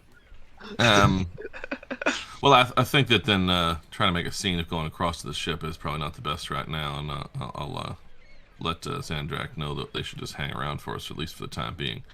We're on call. Yeah. Whenever you want drama, we are ready. I like the idea of visiting the royal palace. Okay. I don't know if everyone else is on board, but Yeah. So as you get to... I wanted to visit the Collector's Enclave. Oh, you do? Sadly, we had to pass it. I was Yeah, I being know. serious. Okay. Yeah. As you get there, is Sebastian going in alone, or is somebody going in as a chaperone? Yeah, I'll come along as well. I am a adult. Let's skip chaperones. Yes, it's more to make sure you come back out, Sebastian. I came back out last time. You head on in, and one of the women sort of bows, sort of almost over the top. Her head almost touches the ground. She's like, "Oh, Sebastian Belmont. It's rare that an artifact visits us. Yes, well, Are you here to see I your have updated come. section?" I would like to update it, yes. I have graced you with the presence of I. The presence of I. Roll my eyes at this one. Yeah, one of the curators sort of comes down and... hello there. Greetings. I'm Jones. Hello, Um, Jones. Pleasure to make your acquaintance. Would you like me to Yeah. show you to our currently updated section? Yes, please. Is the fellow who last updated it still work here? Yes, I think so. Yes, definitely, but not today, unfortunately. Nice. That's all right. You've been moved, I'm afraid, to a different section. Oh, Come, I'll take you to the Hall of Abstract Wonders. ooh, I love the sound of that. It's unusual beings, miscellanies, so to speak. Come along, I'll show you over there. And yes, he sort of leads you over there, and then you see a sort of large wall entitled Abnormalities. And over there is Sebastian. They've made a fluffy version of you. Like somebody's tried to replicate you using the. It's not very Wonderful. good. You look a bit like a yeti. Can really I- small. Can I use can I cast Fabricate to make it like to the T like me? I don't know, can you? I don't. like I don't trust you with that spell anymore. Ping it. You think it does all sorts of things and it doesn't. Just like Sebastian, I like to play fast and loose with spell rules. Well, of course, another meaning of the word fabricate is lie, so it makes perfect Yeah. sense. Creatures and magic items cannot be created by transmuted by this spell. You also cannot create items that normally require a high degree of craftsmanship. You do not have the craftsmanship skill available. There you go. It literally, you just don't read the spell. You're like, can I just fabricate something? Yeah, pretty much. No. Fine. Very well. Could I donate to them to get better materials to do a better job? I will give you that it isn't the most perfect replication. We do have a craftsman we could hire for that. It costs us about 20 gold pieces, if you can spare it. Oh. Take 40 and make sure he takes his time. I will. It will be pristine. Thank you. You do notice that you are next to the Wild Witch of the West, who is rumored abnormality. The two-toed toad is a little further down the aisle, and the blob still on this. What does my display look like? Believed to have transfigured himself into a cat for unknown reasons. Sebastian Belmont is the only known walking, talking house cat that there is. The purpose of this is unknown. I don't remember that being written down last time I was. I don't think it was. Apologies, I know the language seems a little stringent, but it is, yes. It is what? I'll see if I can make it a little bit more complimentary. We have a new head of the order, you see. Oh, who is this new head of the order? Her name is Fiona Lagon. She's a niece of the incumbent twins. I will turn to Chiavo and I shall say, this just got personal. I don't will want to turn- get involved in anything like that. That's fine. Anything else you'd like to know? If this Fiona fella decides to stand down from their role, who would the previous boss be put back in charge? That is highly unlikely, as he's currently missing a head. Would you be put in charge? I bloody hope not. Who would be put in charge? Oh, librarian Kirko, I would imagine. Kiriko is she's an older elf. She's a very old member of the Collector's Enclave, most respected by everyone. She'd be a very fair hand. Is she Out of here curiosity, today? am I? Oh, sorry. No, she's currently taking a long holiday. Yeah, so quick question out of curiosity, if I may. Why is it that he's that the older person in charge of the Suffice to say, he was filling a role that needed to be vacated, I think. I cannot remember the exact charges. Wow. Okay. And this Fiona person, They're the Yes. ones who decide what's written. For the most part, yes. She doesn't tend to get involved in many individual cases, though I do believe she was involved in yours. Curious, perhaps, don't you think? Curiouser and curiouser. Most indeed. I couldn't agree more. Curiouser and curiouser. Is there anything else I can help you with? It's just, I do have duties I need to attend to. Quite stringent, I'm afraid. Very well. And they've got me what documenting the fossils of the Third Age. Ah, how sad. Yes. That sounds like a wonderful time. Oh, It is maybe you not. should join them, Kiavo. If you can differentiate between those damnable rocks, then be my guest. Well, there you go, Kiavo. We found your life purpose. I'll leave you here. On my purpose! I'll tell the group that you've moved on. Goodbye. I will begin to walk away. You're chaos incarnate. Sure. Honestly, I would love to do that as a job, but no, the don't party think you would. needs me. These are not even like real fossils; they're just rocks. Geology's just fun. geology. What are you on about? Yeah, sure. But you are able to regroup with the party outside. I'm sure they just stood outside. In front of Market Bridge.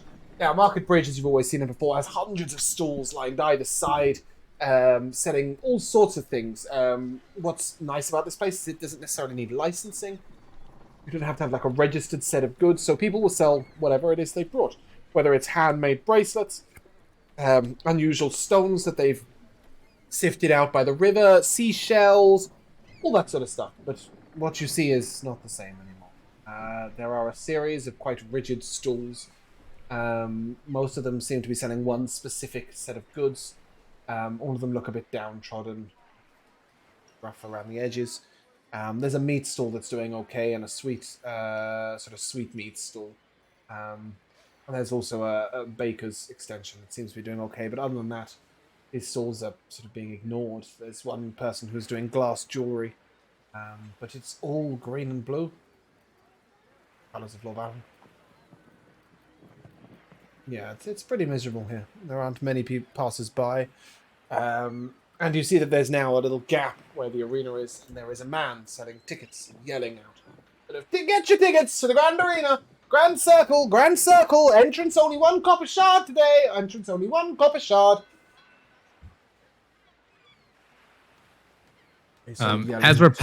As we're passing by him, I sort of want to call out, excuse me, who is the champion that is fighting today?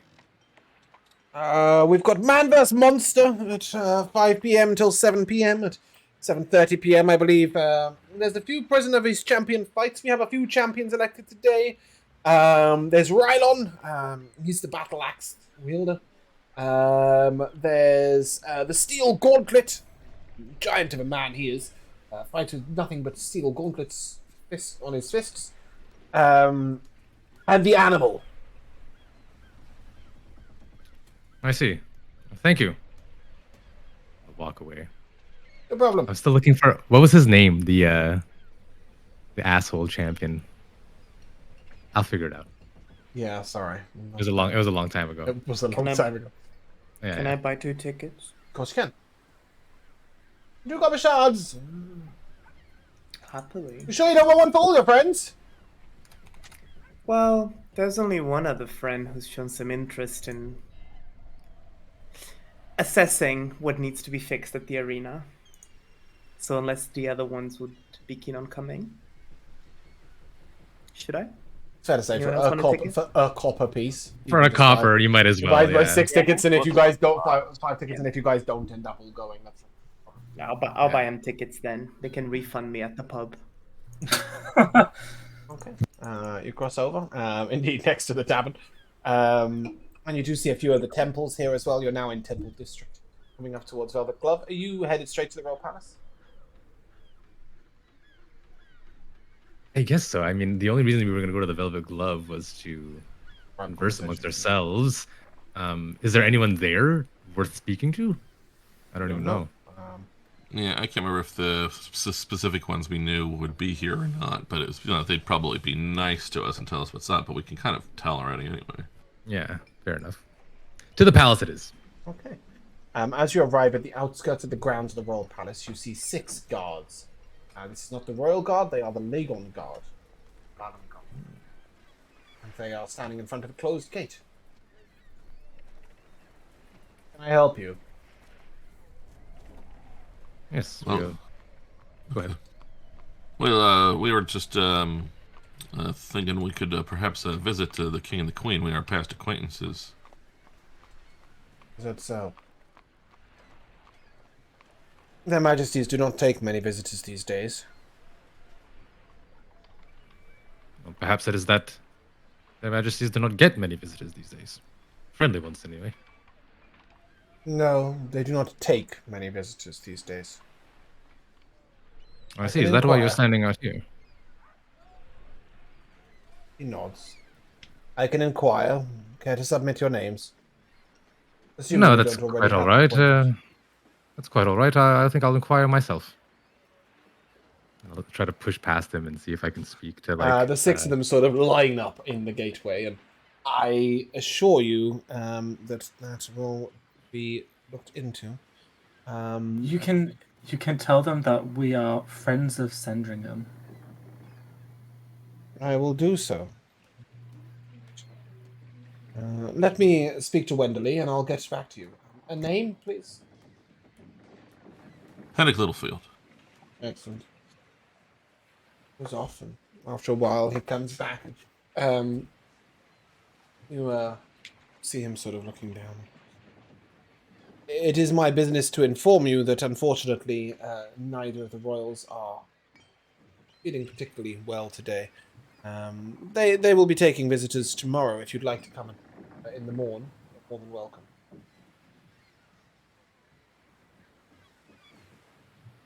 Well, that's terrible to hear. Yes. Please give them our best. One of the guards on the end says they're often out of sorts at the moment, and the other guards sort of elbows him.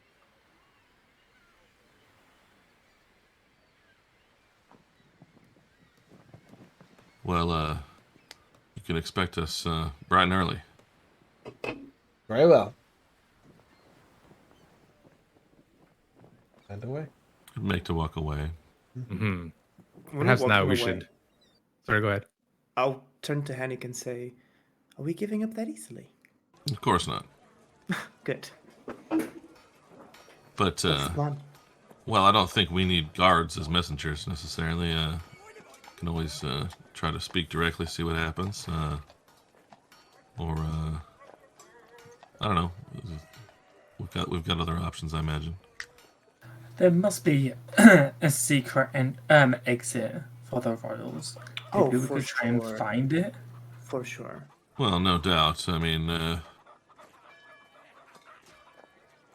perhaps those with the Absolutely. velvet glove can help us facilitate entry. yeah. I mean, before my concern is if I try to send a communication to the Queen, we might not know how to trust what we get back, right? Who knows exactly what's keeping them this way, if they're under some sort of sway, one way or another, magically or otherwise, or if it's just a matter of people at the gates not actually telling them what's up, or them having no say in it. So perhaps we get a little more information before we try that. See what anybody has to say. Velvet Glove's just down the road here, if I believe. Yeah, I think that's a good idea.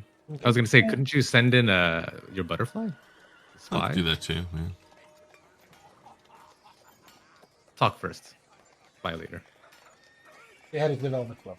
Yeah, let's see what's going down there.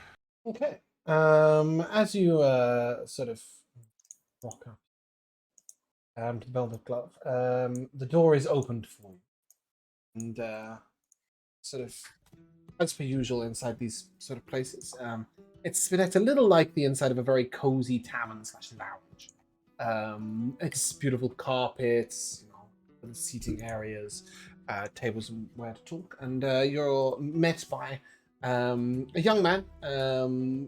He has a sort of slightly rubbery set of facial features. Everything looks a little sort of overly maneuverable. He's humanoid. And those of you with sharp eyes will quickly notice he's a changeling who hasn't quite settled in new form. He sort of makes a deep bow. And Henrik Littlefield, what a pleasure. And your friends. Please, all of you, come in, be welcome.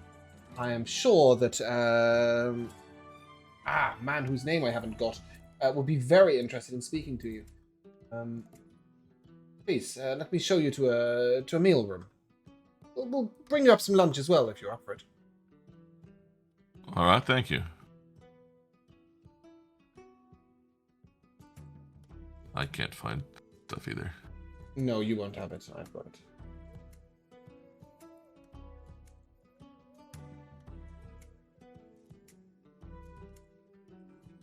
Sorry, I'll put it somewhere.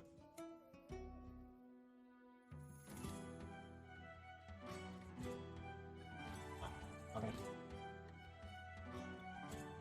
Knows where I put it. So, Sorry, what are we looking for? you won't have it. It's only me that's got it. Oh, okay. I've got so many different sets of notes, and in fact, I think you've gone far enough back. I don't have these notes. I know I have three. I have three different sets of notes. I think I'm back on paper here. Yes, I am. Fantastic. Those were the days. I need to transfer this stuff over. Here we go. Yes. Rihanna will see you up in private room. Let me organize that for you. Sort of moments later, a very beautiful elven female comes over, sort of deep black hair, all pulled to one side. She's got one part shaven, the other part pulled back, and she's got like deep red braids in her black hair. And she's got this sort of woad or tattoo almost inside of her head. As she walks, it sort of looks like a leopard that's leaping as it moves slightly. Right. She turns to you and, please, come with me. We'll have a meal together. I'm sure we have much to talk on. Your travels Yes, fared ma'am. well, I'm sure? Yeah, we've had pretty good adventures. Excellent. Is Sandra keeping okay? Indeed, he is. He's on the river in the city at the moment. Ah, yes, refusing taxes, I believe. Seems that way, or at least the wife is, but understandable. Up the resistance. She sort of smiles and gestures for you to come in, and inside is a lavishly laid long oaken table. Somebody has put like an entire roast turkey in the center of the table. There's sort of bowls of potatoes, piles of vegetables. There's goblets of wine laid out for you with beautiful crystal glasses for sparkling wine. And it's really like they've put on an absolute feast for you. At a Well, this moment's is notice. all too much for us, I'm sure, although it is nice to get a welcoming reception. This is just for me. You're more than welcome to partake, though. She sort of laughs it off. We like to eat and drink well here. There's little else to do at the moment. Take a seat. We'll talk about the city. I'm sure you'll want to know what's really going on. Yes, indeed. I mean, no, normally the specialty is news from distant places, but it's the local that we're interested in at the moment. Aren't we all? Well, first of all, to you being turned away from the Royal Palace, should you need an appointment, it can be arranged. They'll have to sneak you in through one of the sewage tunnels. The King and Queen are being pretty much kept locked in their own rooms. This was the impression we got, but hadn't confirmed yet. So Wenderley, I believe, is the name of the steward as such that the Legons have put in place. He turns almost everyone away. Unless is impossible to avoid causing offence. You know, we had a visitor from over in Cormin who had to be admitted. King and Queen are under some sort of magical sway as well, not to say anything. They're right. They can That talk was freely why I hadn't otherwise, sent a though. message, yeah. The Queen has helped us a lot in arranging resistance here in the town. Making sure that anybody who speaks a little too loudly is maneuvered out before they are. Before that is the end of them. These twins rule with an iron fist. Their lackeys are powerful. That's, I suppose, much as we expected, but still disturbing to hear. They won't oppose you directly, I don't think. Interesting. They know they're an intelligent pair. They know where their limits lie. Sure, they will welcome you with open arms and a pack of lies. Oh, whence comes the power they have in this level? It didn't seem that astute. No, it was insipid. They took leadership and slowly started making the odd change here, a guard change here, a mage change there. The court mage has been ever involved in their activity. It's very loyal to their side. The Chancellor seems to be twisted of mind. He was once a very fair gentleman. I'm not sure he has any say in his own opinions anymore. The court mage, is that Felon? Indeed. He's a staunch we're, supporter of the Legons. Are we sure it's not the other way around? I don't suppose I follow. We've had some reason to be pretty suspicious of him pulling some various strings at times, and I thought perhaps really he was the architect of this whole situation. I do not imagine that even he could think up such cruelty as the Legon twins are capable of. They've always been an evil pair, and kept in hand by their father. It is definitely their influence here. Right. Do we know anything about their background? The twins. Mages studied at the Academy of Shah. I believe they're both quite accomplished wizards. Thank you.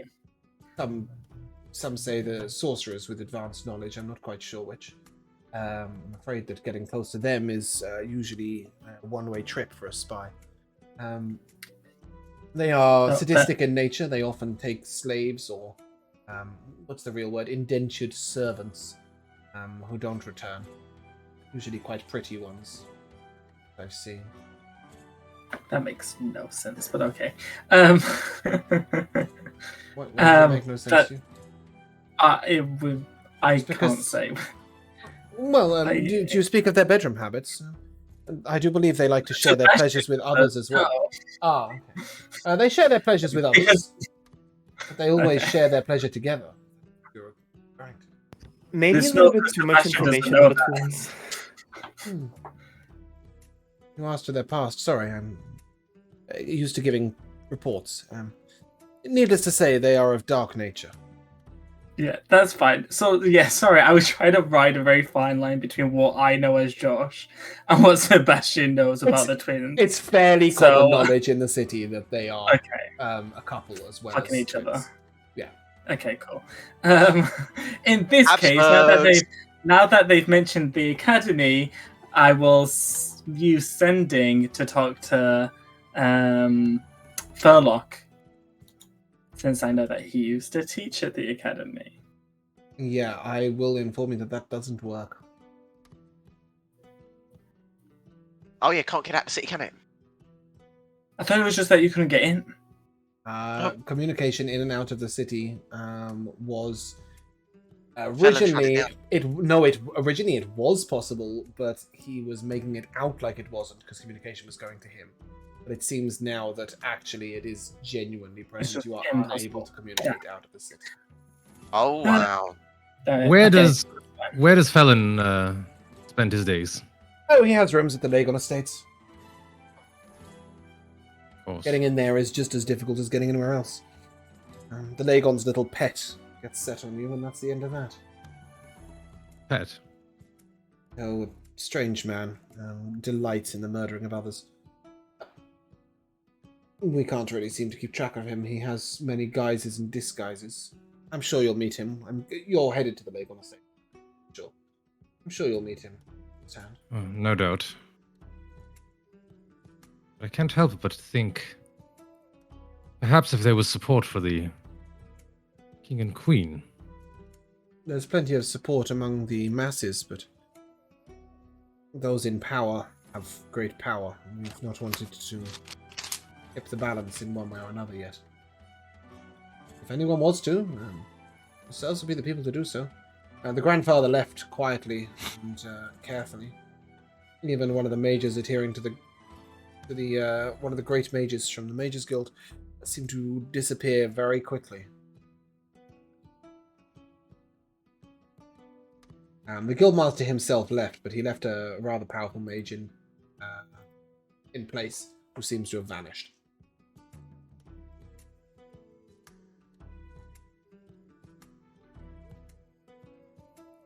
Well, I suppose the question is how delicate the situation is, that whether we need to, if we decide to do so, take sort of one step at a time, or try to some sort of more direct confrontation. What they need is somebody to get behind who has a real sense of sway and power. I hope I don't speak out of turn, but none of you strike me as going to settle down as the leader of a city. No, I wouldn't think so. We would need No, to I'm far too instate young. somebody who was capable of holding power. If we were to throw down said government. Otherwise, it would Sebastian, the just... city's not big enough for you, right? My thoughts. What? A city's not big enough for you, right? To be the Duke of... Oh, it would be a fine stepping stone. There we go. I'm not sure the people would follow you, I'm afraid. Not at first, but they will. Well, I think Well, one tyrant's enough for this week. Truly. How is feeling towards the Duke himself, the twins' father? A lot of sadness for his loss. He was greatly respected throughout the city. If So anyone could hold power, he could. Well, yes. I mean, he died on his travels up to Eladar. The whole group died. Yeah, that's what they say. They were set upon by nasty bandits. What we've heard. Indeed, many of the bodies were brought back. The Duke himself as well. Do we have any reason to not trust this person? Henrik, I think we may know something that the glove does not even have information privy to. You have information about what happened to the Duke? Yeah, he's alive and well. Alive and well. I Lost saw in his the- body myself. Lost in the mountains. We've been both communicating directly and some scrying upon him. Well, this changes things. Please, one moment. And she sort of turns over this strange... It's like a paperweight. So she turns it to its flat side and she sort of puts it up to her face and starts speaking at it rapidly. And after a while, 4 men Wait, and another woman. Yeah. I don't think this information should get out quite right now. We are the most discreet of people. But you tell me, you tell my comrades. And with that, 4 men and a woman will come in. She just gestures to them. This is Crane. This is Crane. This is Crane. This is Sal. This is Milisk. That's Marianne, the woman. And that's Estardin. And they're a group.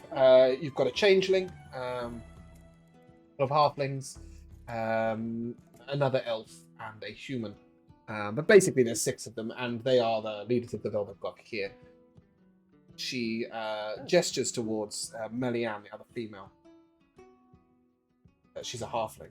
Asks if she might seal the walls. She puts you in a dome of silence. Perfect. The news that you give will not pass these doors until you are ready to do so, but it would greatly behoove us to make preparations if you plan on doing something with that information. Might you repeat what you just said? Yeah, I will. It's our understanding that you all have been led to believe that Lord Lagan has passed.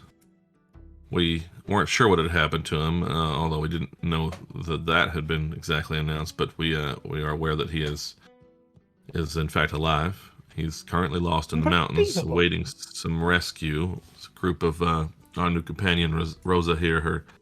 A group of her folk are gonna try to find him and get him to safety with the dwarves. That changes everything. The We had biggest no name for the resistance. We had no one to the city to get behind. But there are many things prepared. If the magical sway that Lagons have could be torn down by yourselves, we could facilitate a transition of power back to elsewhere. Well, he's not immediately available, so that will have to be taken into Well, of consideration course. in any planning. Small steps, Yes, small we steps. found, yes. But if the city was to perhaps fall into turmoil for a few days, preparation for his arrival, then his coming would be seen as a welcome gift. Opposed to a Well, strange if Yordles. the rebellion doesn't have a name, you know the phrase "cat's pajamas." Maybe the rebellion should be called Sebastian's pajamas. I moment that the city didn't have a name to get behind, like Lord Lagon. Sebastian Belmont is also another very good name. Yes, perhaps. Melihan sort of looks up the halfling and she, have you visited the castle? Attempted to. Castle, not palace. Oh, the castle. Never mind. No, Oh, we have not. Only from across the river. Perhaps you should see how things lie before making too many waves. That would be a conversation I would love to be a fly on the wall for, but they know of you. Though I'm not sure they've paid heed to many of the rumors regarding your abilities. It could stir the pot. I'd like to see it. Well, we don't want to. Not that I think they could necessarily affect it, but we don't want to be thrown out or in or any of those sort of things if we can avoid it. They might try that, I suppose, though. And then sort of Milisk stands up, the male elf. I don't think that would be the case. It is my job to watch in the Lagon Estates themselves. The duties I've had to do in my role there are quite awful. I have managed to rise to a somewhat useful position, I think. Steward there of entertainment. I arrange various entertainments and such. Anyway, that's by the by. From what I've heard, anybody who they deem a threat is usually welcomed with open arms. They try to charm their way through.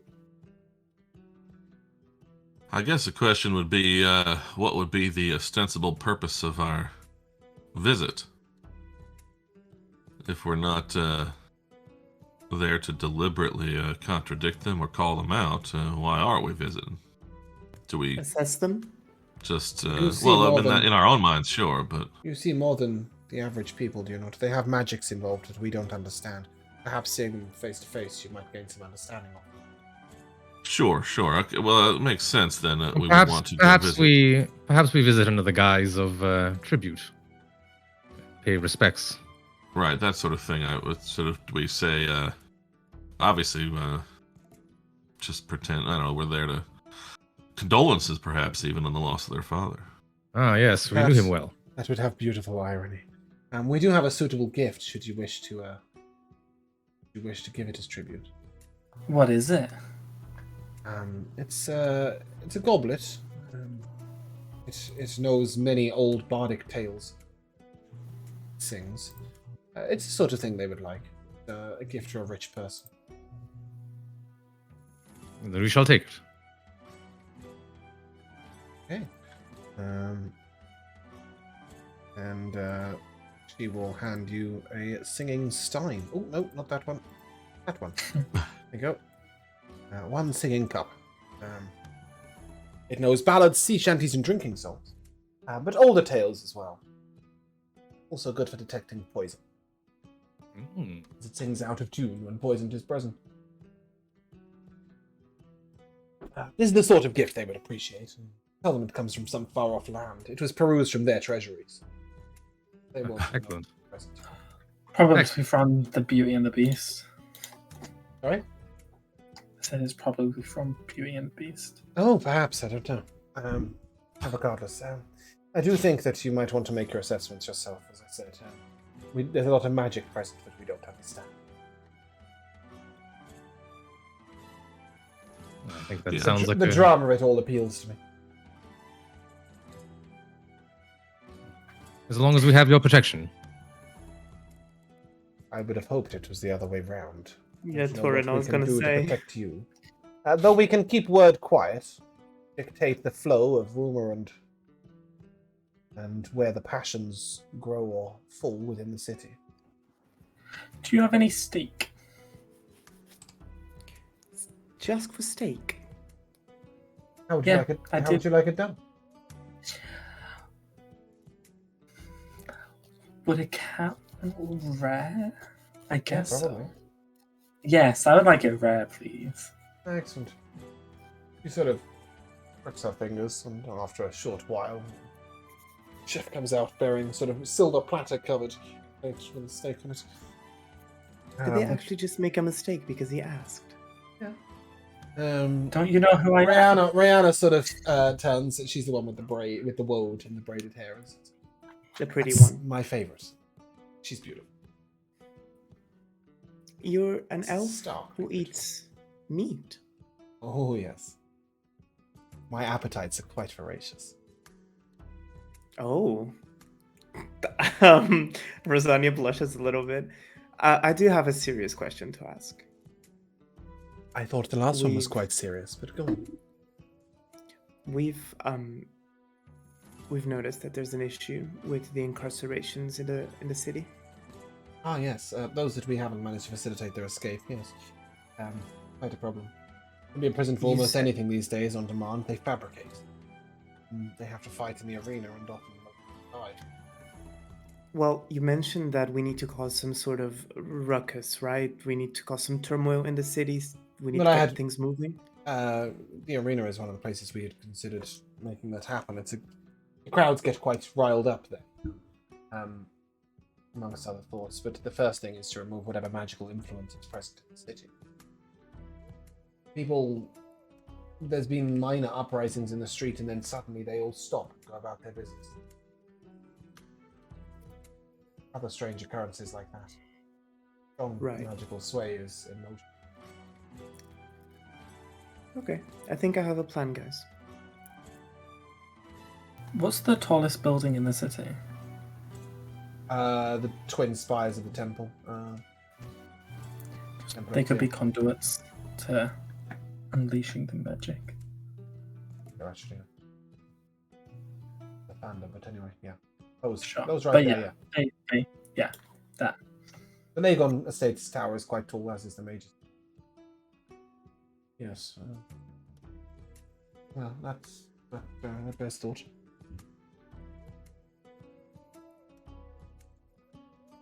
Is there anything you would like us to facilitate for you?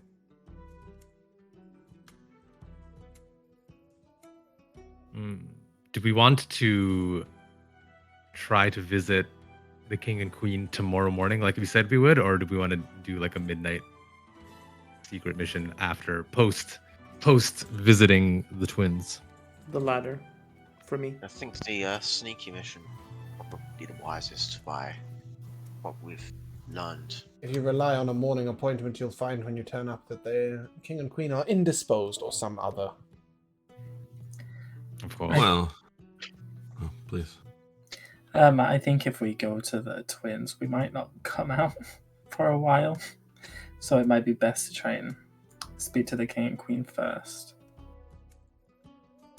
Well, I mean, I guess I wonder exactly now that we know they're under some level of compulsion, what necessarily the purpose of that is. If That's they're true. not a sufficient rallying point, and we're going to have to rely on Return of the Lord himself, and they're not able to talk about their, so to speak, imprisonment, then I don't know exactly what we do want to talk to them about. A fair point, Henrik. Yeah, I think we should definitely understand what sort of magical influence these twins have, because we won't be able to get them out of it until we know. I almost worry that they would be put in greater danger if anyone thought that we were trying to, That could well be the release case. them from Break their them out. compulsion. We Yeah. would keep them Right. informed of what goes on in their city as and when it's happening, but up until that point, you're right. Any attempts to get them involved might endanger them. Fine, Consider but I that. don't know when the. Fine, but I don't know when the next time we'll get to have royal steakers. I can filter you some from the royal kitchens if you like. That won't be necessary. It absolutely will be. You're eating one right now. I thought it tasted like money and depression. It's an excellent cut. So, Well then, we shall facilitate a meeting with the twins. okay. I'm sure you'll be welcomed in immediately. Are you heading on over there? Eyes peeled. Okay. As you head out of the Velvet Glove, you see the same sort of the city is fairly peaceful right now. A few people are starting to head into the arena, but it's not busy yet. It's still mid-afternoon. As you arrive at the Lagon Estates, the gates open wide to you, and a herald calls out, Master Field and friends, please come on in. The Duke and Duchess are expecting you. We've been expected. How nice. With that, there's a sort of blasting of trumpets, and the herald announces each one of you by name, and the doors to the general main castle hall. You never saw Lagon sit on his throne. But as you are announced... Wait, they know my name? No. Okay, good. Okay. Well, I'm not not that maybe, smart. but they don't... As we enter with trumpets playing, I'm gonna message Hennick and just say, I never want to enter a room again without this happening.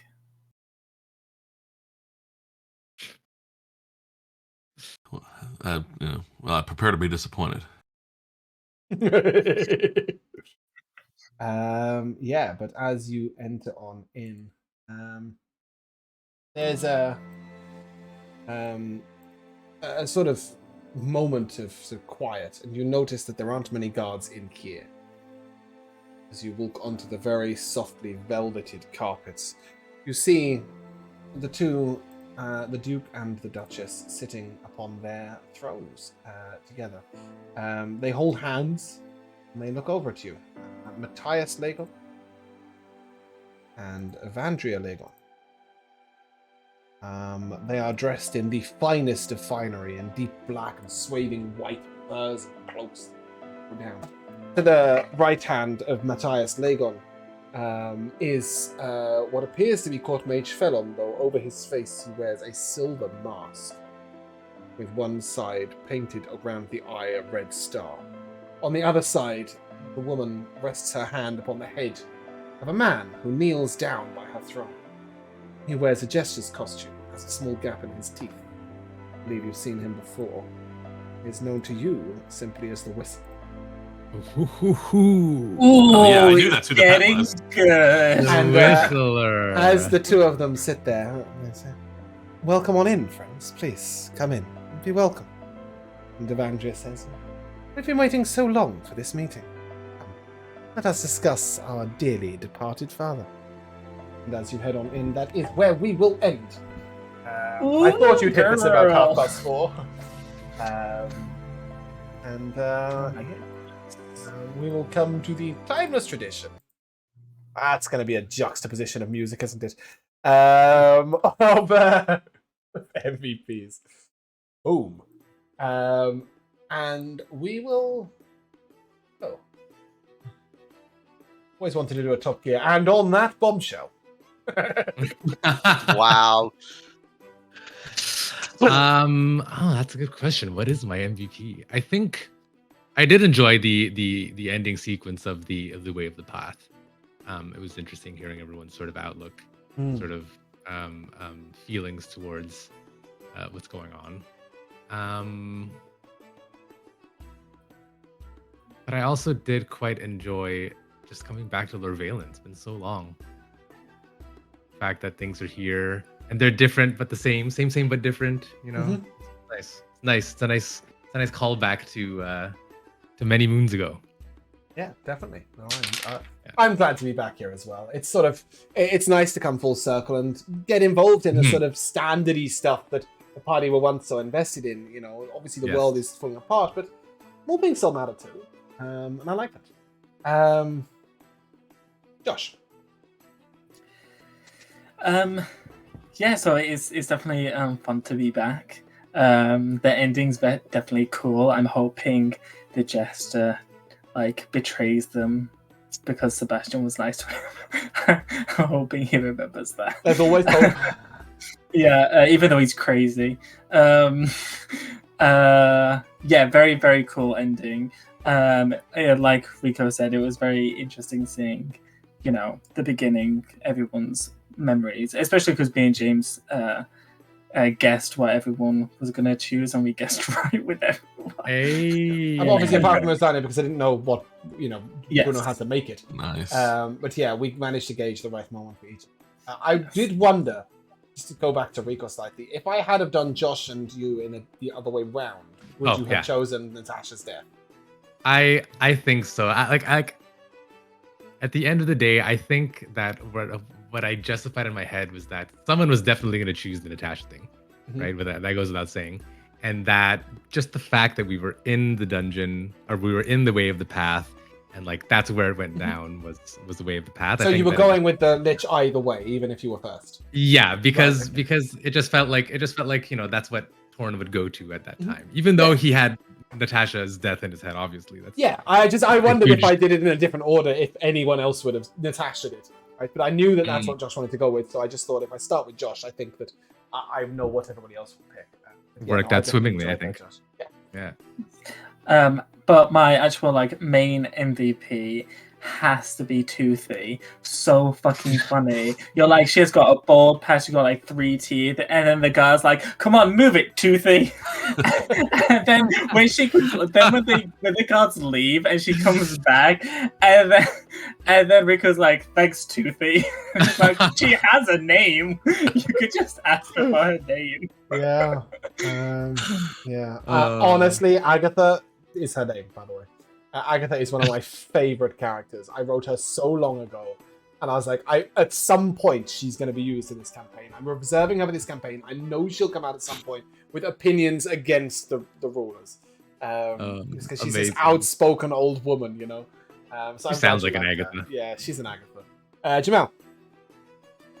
I'm gonna have to go on a more ridiculous and amusing note with Sebastian getting completely humbled with the total removing and the reframing of his display. Oh, moving into the wall of abnormalities.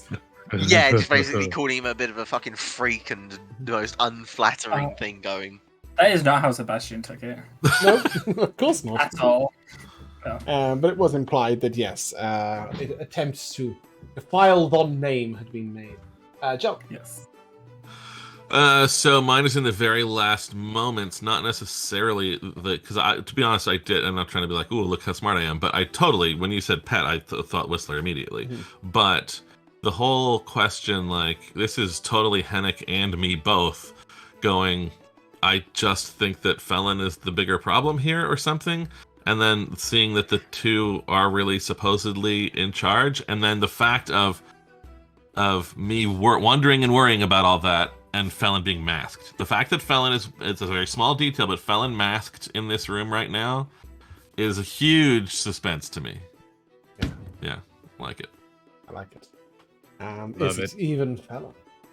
Right, and you can't see, like, is he swayed or is he manipulating? You can't get any read on him, right, at least in this moment. I'm glad that you picked that out, because it is entirely intentional. Yeah. Bruno. Well, I'm happy it took me 48 sessions, but I'm finally in the presence of a masked mage. Oh, yeah. That's a lot of fun. Yeah. I will allow Rosania to be incredibly upset at him so I can continue on my personal quest to destroy him. But I found it really endearing when you guys were talking about Natasha, and I really appreciate all of the kindness and the love that you've given to that character. It means a lot to me hear that. Josh and really I could have said in the moment that it was kind of sad with the Crucibles. We felt bad for you that everybody would have a memory of being together as a group, and your personal one is obviously going to be the losing of your own character, right? But it was very tough that everybody else was the same character and yours wasn't. But I thought that it would be nice if people did bring up Natasha in that moment to at least... And by the way, I think you did a really good job of your Crucible, given that you didn't have the facilitation of it having happened. But sorry to interrupt you, carry on. No, that was actually one of my highlights. I'm really keen on you guys getting to know Rosa more, and I know that she's been around for less than 10 sessions, so it's gonna take a bit. But I really enjoyed having that moment in the Crucible where I could tell you a little bit more about her. Yeah, no, it was a beautiful moment. It was a really beautiful moment. I really enjoyed all the Crucibles. I love that Jamal went back to Gwalin. I really enjoyed the moment of sort of Torin's re-death. And the Yuan-Ti meeting, I really liked your description as on the edge of the world, because that is sort of the picture I tried to paint, and it's always nice when that's come across how it actually is. I also really enjoyed Rosanna Searching, in part because the track I randomly chose without knowing exactly what it was going to be, the music really hit. And that made it feel really emotional. Sometimes I just, I click on it and it just happens to work. But there were a few silly moments that I loved. I loved Hennick saying, I don't know, I know that we might not be not on the list now, but we'll get turned out in 10 minutes. And let's go in and find out what we're going to be executed for. That was fun. I love Josh saying, I'm going to send a message to Rosanna, and Bruno going, speaking. That was great fun. But my favorite moment was the discussion of laundry. And Josh was like, you go down to the river to use your laundry? And Henrik was like, where else would you do it? And Josh said, I don't follow the maids around. That is a moment of genius. Like, I know that you get into character as Sebastian brilliantly, but that was, chef's kiss. I love that. I don't follow the maids around. Obviously, I've been waiting to reintroduce the Whistler and the Masked Mage right in front of you, and have you confronted with them. I've been, if you guys had circumnavigated Lorvalen, you know that he's the Whistler, and you know that this is a Masked Mage. Whether it is Felon is a question, but it's definitely the Masked Mage. So I've been waiting for this moment for so long, like 25 sessions. If you guys had have decided to go somewhere other than Lorvalen, I might have been angry. But you did go there, and I was really glad. But yeah, that is where we're going to end. If you guys would like to say goodbye. Goodbye. Bye, guys. See you next week when we kill people. Soon.